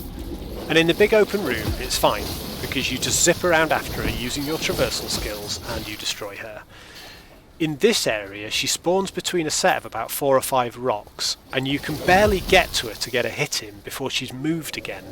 I found it much more difficult, because every time I did my traversal skill, I ran face first into a rock, which looked hilarious, but then I just got stuck.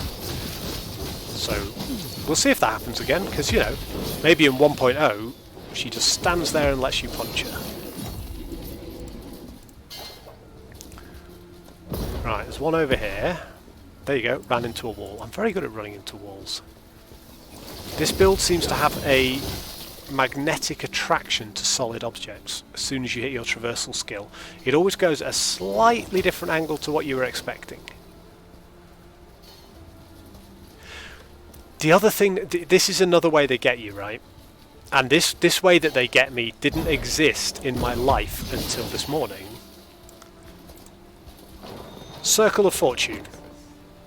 I'm back up to 2,000 favour. We spent all that favour. All I've done is gone and killed stuff and done monoliths. By playing the game, I unlock more ways to play the game. And if I go and buy some of those prophecies that are up there, it will encourage me to do arena or beat a particular dungeon or something so that I can get cool drops. And in fact, I probably need to be more mindful of what I've got on as my prophecies, because my inventory's fine actually. Right, grab that. You boys dead. Right, then we'll go fight Liath. Oh no, we've still got another one. Wow.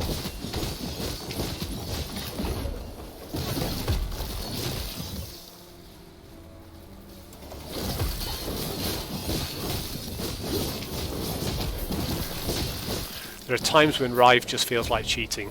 He's like, hit. Thank you very much. I had not noticed the level up actually. I sort of did, and then I got talking the way that I do. But yes, 69 dudes.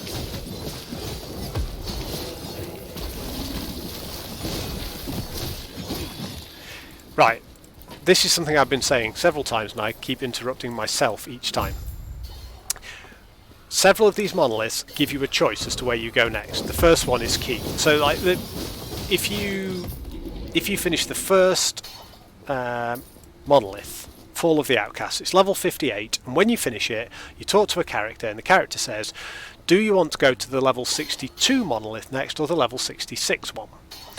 And the answer, I'm reliably told, is always go for the higher level one, because you'll level quicker in there. Even if it's a little bit over leveled for you to start with, you'll catch up so quickly, you'll progress better, and that right hand side where the harder monoliths are gets you to empowered monoliths and the true end game a lot quicker. And normally you go in, fight the boss gives you a choice. I say normally, I think it's happened once and then Rahid doesn't give you one. In this, so that's in the final boss fight, the third of the 3 chapters. In this one, this is the second of the 3 chapters, and you get your choice here. So we will make a choice here as to which timeline we go to next, and we won't get to even go to that timeline, I would say tonight, but we probably will now. But we certainly won't get to go to it for another half hour.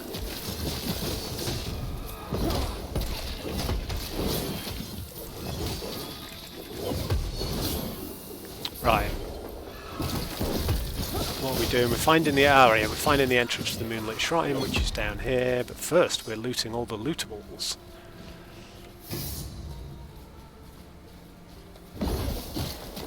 Hello, Liaf. Right, so I have to talk to her. She now gives me the choice as to which way I go. And I think one way is go away and let me live, and you go the easy way. And the other option is you have to fight me, but you get to go to the higher monolith. So we don't even have to fight her here. We could finish the quest here, I think. So let's find out what she say. It is too late. Lagon has been enraged by these attacks. There's no stopping him. I beg of you leave before I have to remove you myself. You are wrong. I can still stop Lagon. You're doubting me now? I don't know where that voice came from. You cannot. I have already failed. I couldn't stop Lagon's rage, couldn't protect his people. Don't rub failure in my face by trying to salvage it. It's just cruel. So I'm going to say, if you insist on standing in my way, I'll do what I must. So she's going to assure me punishment is coming, but not from me. Okay, well, we'll ready ourselves to fight. Maybe she lets us decide after we defeat her. Right, so let's see how quickly she goes down now compared to in the campaign, because she's much tougher and higher level. Now, where's she gone? See, she goes down here, and I hit a rock, and she's hiding away behind a rock, 2 different rocks. And by the time I've got to her to start dishing out punishment, she's already ready to move on to another zone. So applying the damage is quite difficult. She's gone back up north again, but I can't go there because of the rock. God damn you, Dwayne Johnson. I can smell what the rock is cooking. Where's she gone now? Aha, you didn't hide behind a rock that time. That was your mistake.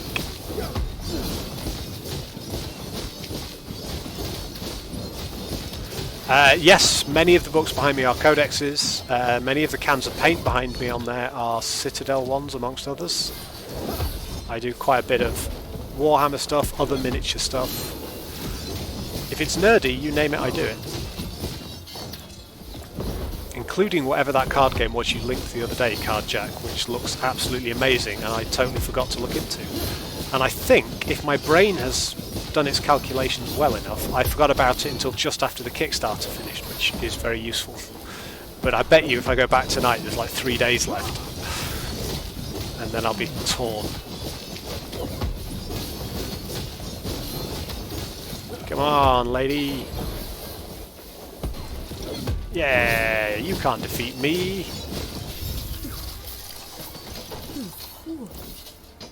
That's it, you drop all the cool stuff.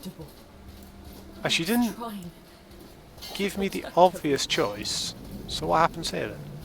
I'm sure last time I spoke to her, she told me what the levels of the next monoliths were. Maybe it is Lagon that gives me that choice. They might have changed that. They might have made the decision back towards Lagon, or they might have changed the pathing a little bit. I'm not sure. It's certainly in early access that isn't how it worked. What's this got? That's got 79% melee damage is pretty good.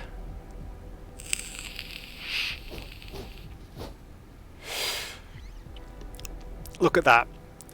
The reason I got that right is that secretly I knew that, but my brain had blanked it from my own mind because it knows that if I'm going to back that, I want the one that's got a booster box in it, and that's quite expensive. But thankfully I have you as my second brain, and you have reminded me and foiled my dastardly plans. Right, we're not going to keep any of those to craft just yet. They can go there, there. Oh, we're out of room already. Except we're not out of room because clever people do this.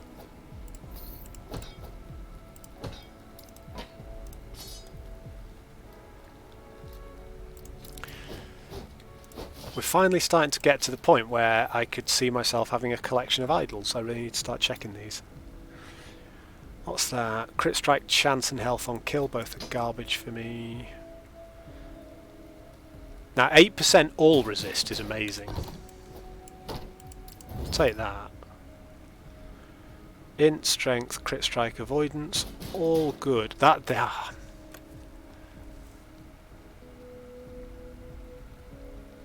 Crit strike avoidance is good. Intelligence is no use to me. Strength is okay, but it's very low.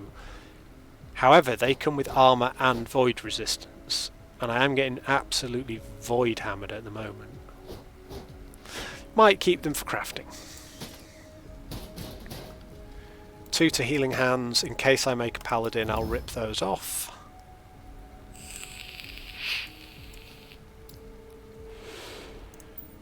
You can go... We've got 70k, so I'm going to shatter most of these, I think, if they've got anything half decent on them. I don't want that because it's got fire resist as a base affix. Did you already back it? I don't know why I'm looking down there again.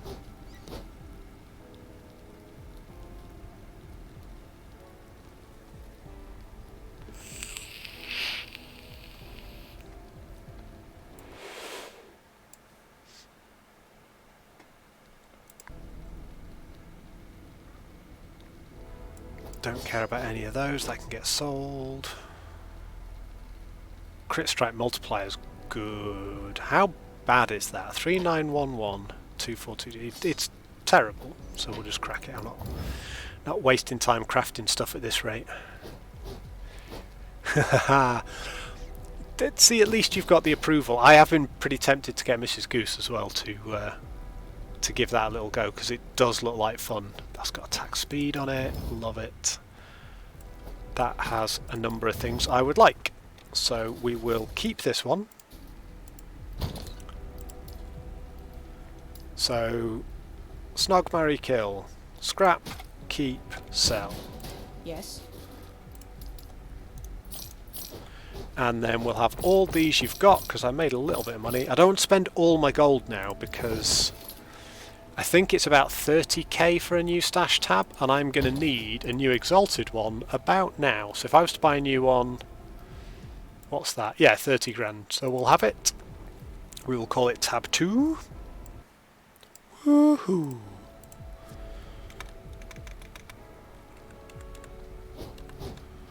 And I believe I made them that colour. Yes, I did. Perfect. So I've now got a whole new tab for my... So my Exalteds are going to have like 10 tabs. Experimentals will have a couple. Keys will have 1 or 2. My lenses, I've so far bought a lens that gives me a 20% increased chance to find one-handed swords, because one-handed swords have got fast attack speed. And I did want to find helmets, because this helmet is rubbish and I want to get some better ones.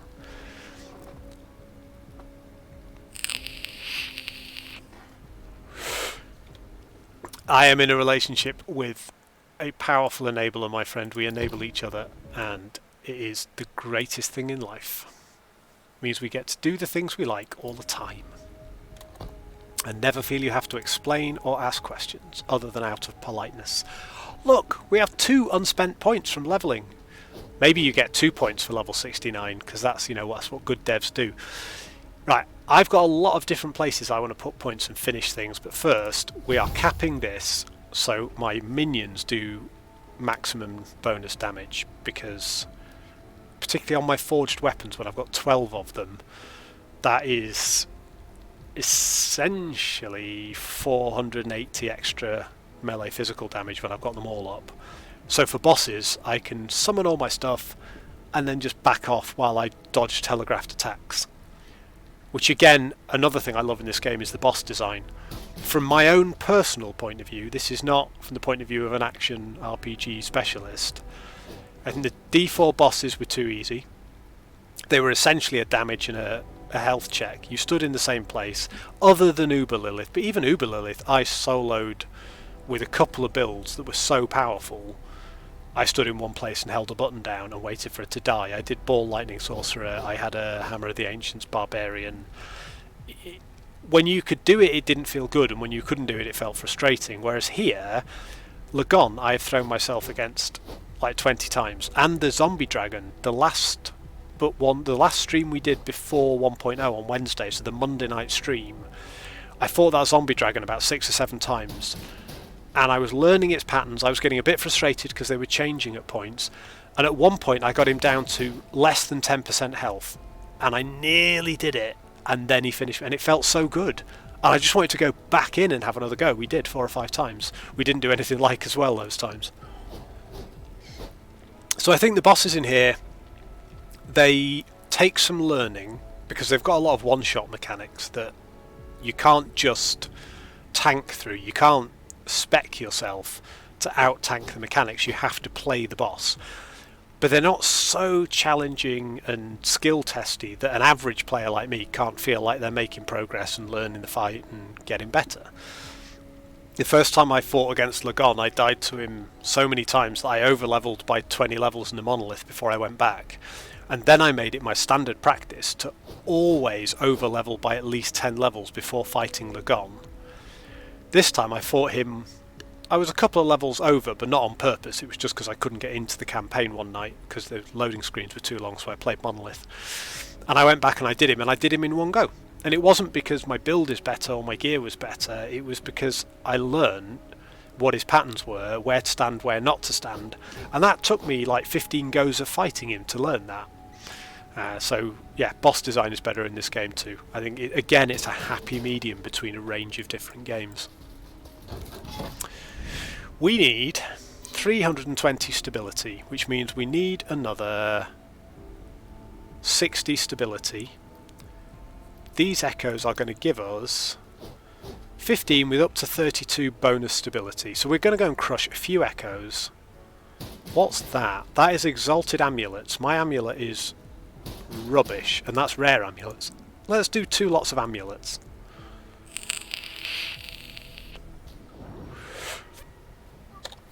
I do think, having boasted about killing Lagon on the first go for the first time ever in the campaign, having learnt his mechanics, we should do him at least once tonight in his ascended level 75 version, so that he can prove me wrong and regain his dignity.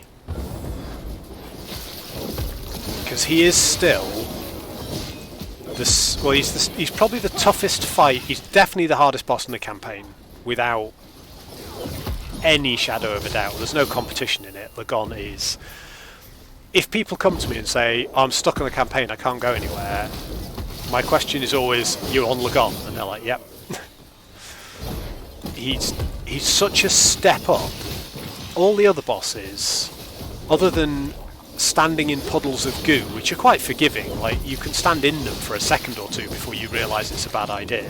Stand down or die. Lagon has a couple of attacks where if you mess it up, you're done. Okay, buddy. Go chill with the enabler. Thank you very much for joining us. It has been a fun stream. It's been good to have your company. I appreciate your support immensely, my friend. Pass on my best to the enabler. She makes phenomenal knitted toys.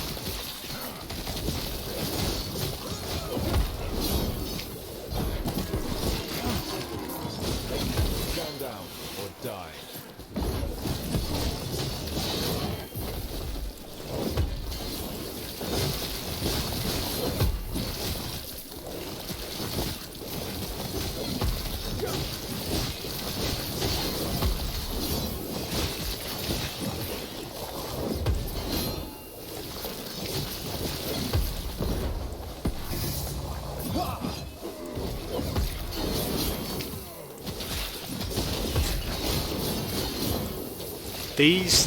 This arena style sort of kill waves and waves and waves of enemies, as you have probably noticed, makes me zone out.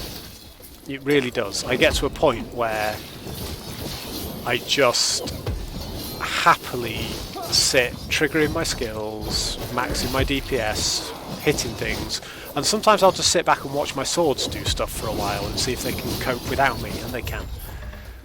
But it is addictive fun. But I suddenly realise it's bad for streaming because I've glazed over and I'm saying nothing. You see, the chat has shrunk. I think we're just down to you and me, Faye. I don't even know if we've got enough now that people will take a raid from us, but I do want to try a mechanic of raiding someone. I think it'll be fun. We might give it a go in a little bit and just see how we get on. Where are we? We are... Take that, take that. How much stability did we get? I think we can do it. I think in a couple more we can run Lagon once and then we will try raiding someone and seeing if we can get it to work. So I just want to see mechanically how it works. What do we have to do here? Destroy all siege spires. Oh god, there's 3 of them this time. That's a lot.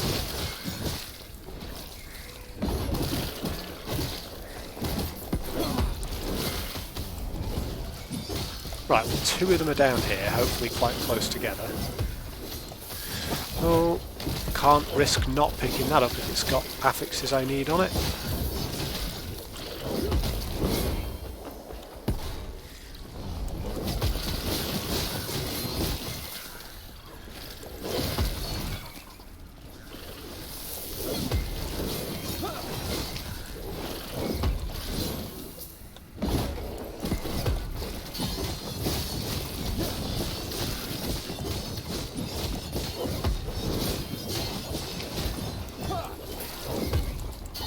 Pick up the stuff, don't die in the fire. This game's easy.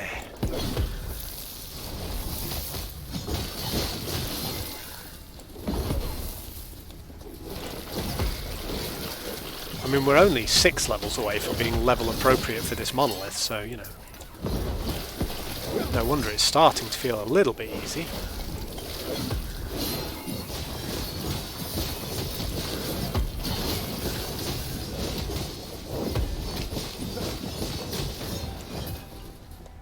Oh, what's that? Grab that. Movement and attack speed, that'll make it even easier to kill the last one. Perfect. We've got 13 bonus stability, so I don't think we're going to have quite enough. But we have conquered the Echo.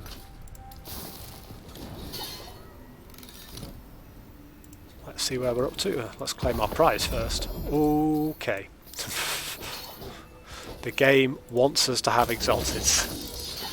Still, they're all exalted amulets, aren't they? Which means they are going to take up very little room. My god, that is a lot of choice. Lightning damage, no. Dodge rating, no. Freeze rate, no. This is easy. Crit strike multiplier, yes. All day long. It's a shame it's only rolled +9 health. But that's interesting. If you look at the one I've got equipped, I've got 28% increased minion damage, and apparently the range is between 500 and 2,500%. I only got 28. Wish I'd got 2,500, that would have been amazing. So crit strike chance I don't actually care about because of the way this build works. But I do like crit strike multiplier. It's a low roll though, it's tier 6 but it's barely out of tier 5. That's mana, don't care about that. Poison damage, don't care. Lightning damage, don't care. Healing effectiveness. So none of those is like super exciting. But they will also all fit quite neatly in here, so fill up a few of the gaps we've got. And then head to tab 2 for these last two. Head to the idols tab. Minion damage and health regen. No, we'll just sell that. Melee damage, fire damage, health on kill. Take that. Yes. Take care. Right. Let's see where we're up to. Oh no, it's just me again. We can't raid now.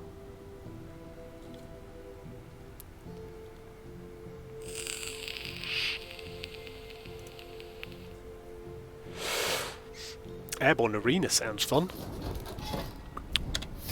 Arena in the sky, 15 waves of enemies. Right, give me some shrines and preferably ones with increased XP. I don't see any though.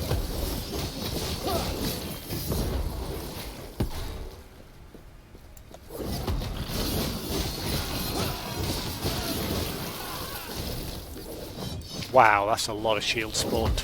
We have 10 shields at the moment. Can we spawn any more? No, we're killing stuff too quickly for it to actually hit us.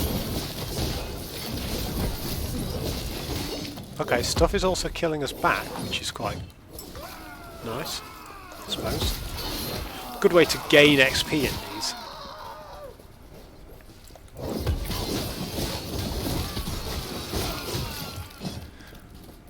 Right.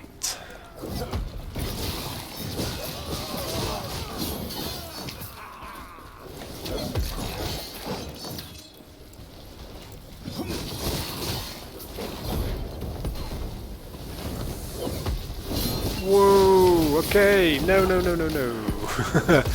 Very nearly died there. That is where endurance comes in clutch.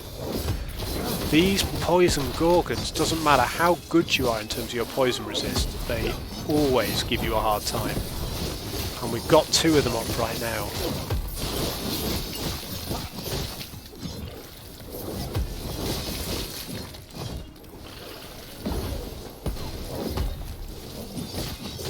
Yeah, we lost our manifest armor to that.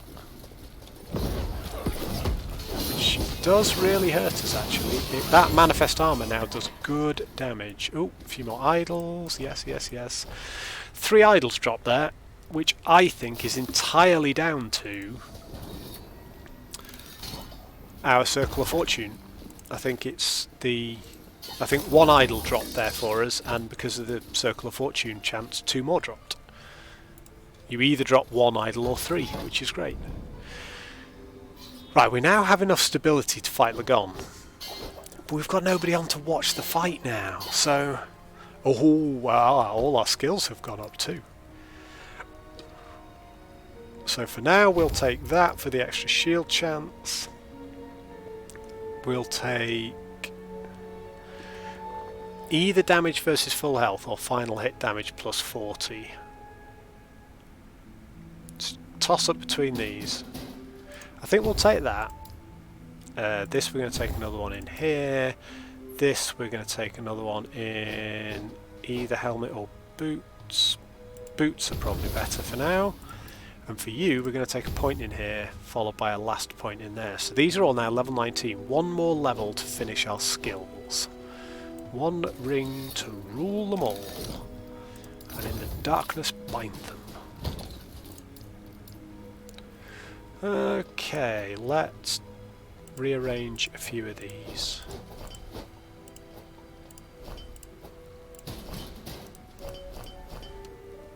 And then do that. Really, really need to check over my idols at some point.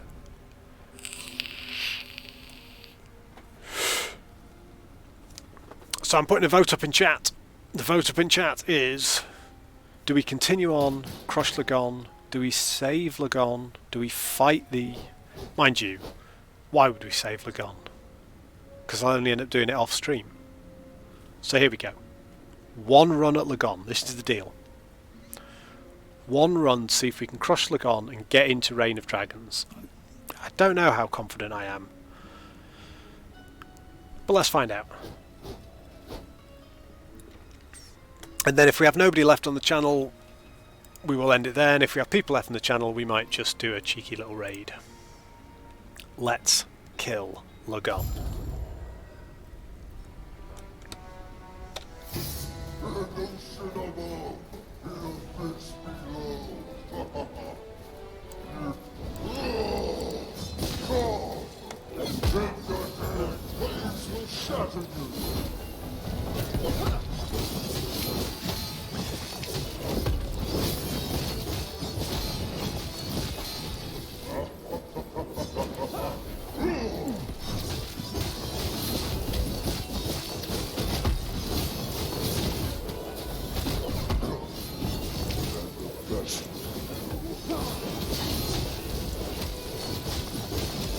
Whoa, that's not good. Gotta keep an eye out. He's killing my manifest armor seriously quickly. So his damage is way bigger than it used to be. And it's that I-beam there. The I-beam is just a one-shot kill. That I-beam is not good, but it isn't the one-shot kill that the other I-beam is. Yeah, and then when he does that, I think we can get behind here and it will just miss us.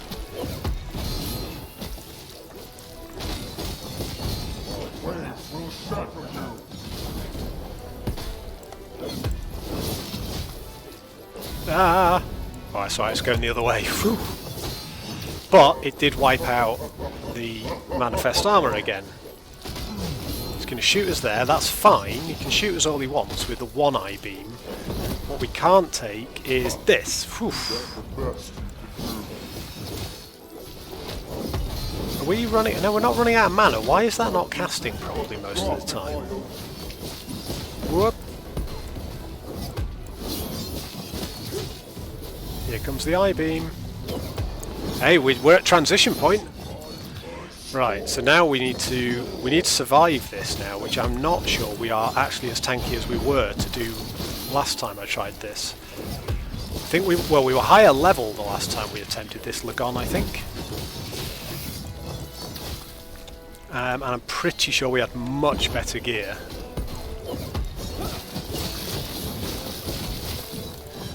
Right, give me another tentacle.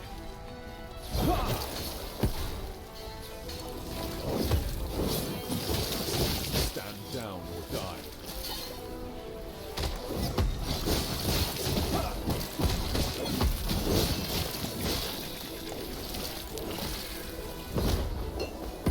There's got to be another one around here somewhere. There we go.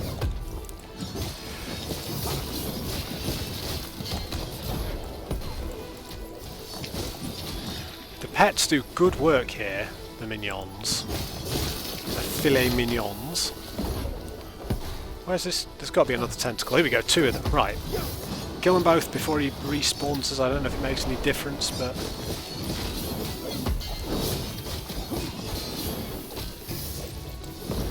Alright, get out of the way of the I-beam, summon another manifest armor. Whoa! Oh god, that so nearly killed us. We can't afford a single mistake on that move, that I-beam.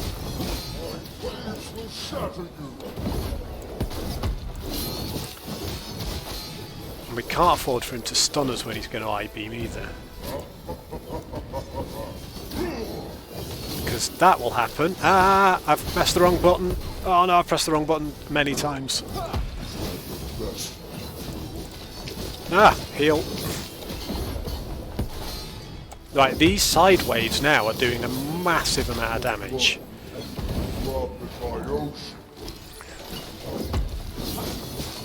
They weren't before, but they really are now. Shitting hell.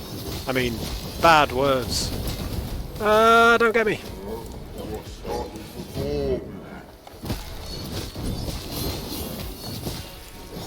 I've only got 1 shield left. He's actually damaging my shields to death, which I've never seen anything in the game do yet, although we now have a lot of shields. Which is good, because they heal me massive amounts. And I need them to, because, my god, are we taking damage.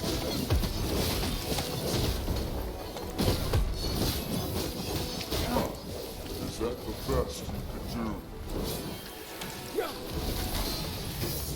Ah, heal. Your blood will be but a drop in my ocean. Whoa, move. Come on, Lagon. No, I can't take it from this angle. I can't.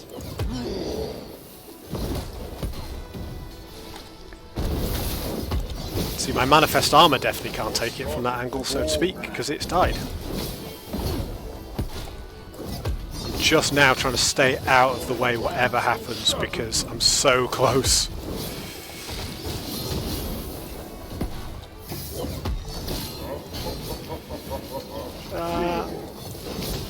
No! Yes, we've survived that hit. That might be all we need. Get a manifest armor up now. Yes! We did Lagon first time! We were 69, he was 75. We killed an awful lot of health potions in that. We had 2 left. Very pleased with that. So that is today 2 Lagons in a row, no deaths. And we're back up to Zombie Dragon. Right, 42 mana, no. 11% chance to tread lightning resist on hit, definitely not. 40% increased lightning damage, none of these are useful to me at all. I might as well take the mana. Because I don't do lightning damage.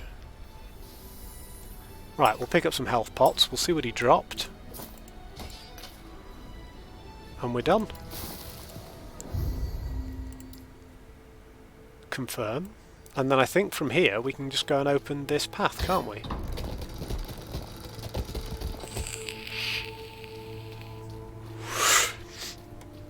Well, I want to thank Cardjack and Faye for joining me tonight. It has been lovely to stream to some people, because I've done my last 2 streams to nobody because of Last Epoch issues and Last Epoch popularity. There have been other bigger streamers than me doing that, and we're in Reign of Dragons. So thanks for joining me, guys. Thank you for whoever subbed on YouTube. That was really, really nice to see. My YouTube channel has been a little bit dead, but I'm starting to fire it up with the Last Epoch content. And Faye, if you watch this in a VOD and you're interested in the Warhammer stuff, some of my Warhammer stuff's over on the YouTube channel as well. Links are on the page. Thank you very much for joining me, guys. I hope you will join me again very soon. I hope more people will. I'm keen to try and get a community built around stuff that we're doing on here with Last Epoch and with Action RPGs, but particularly Last Epoch and Grim Dawn for this year. And hopefully I will see you in the next one. There will be no stream on Monday, so it will be nearly a week for me. It'll be Friday, but I will hopefully see you on Friday. And before then, have a good week. Goose out.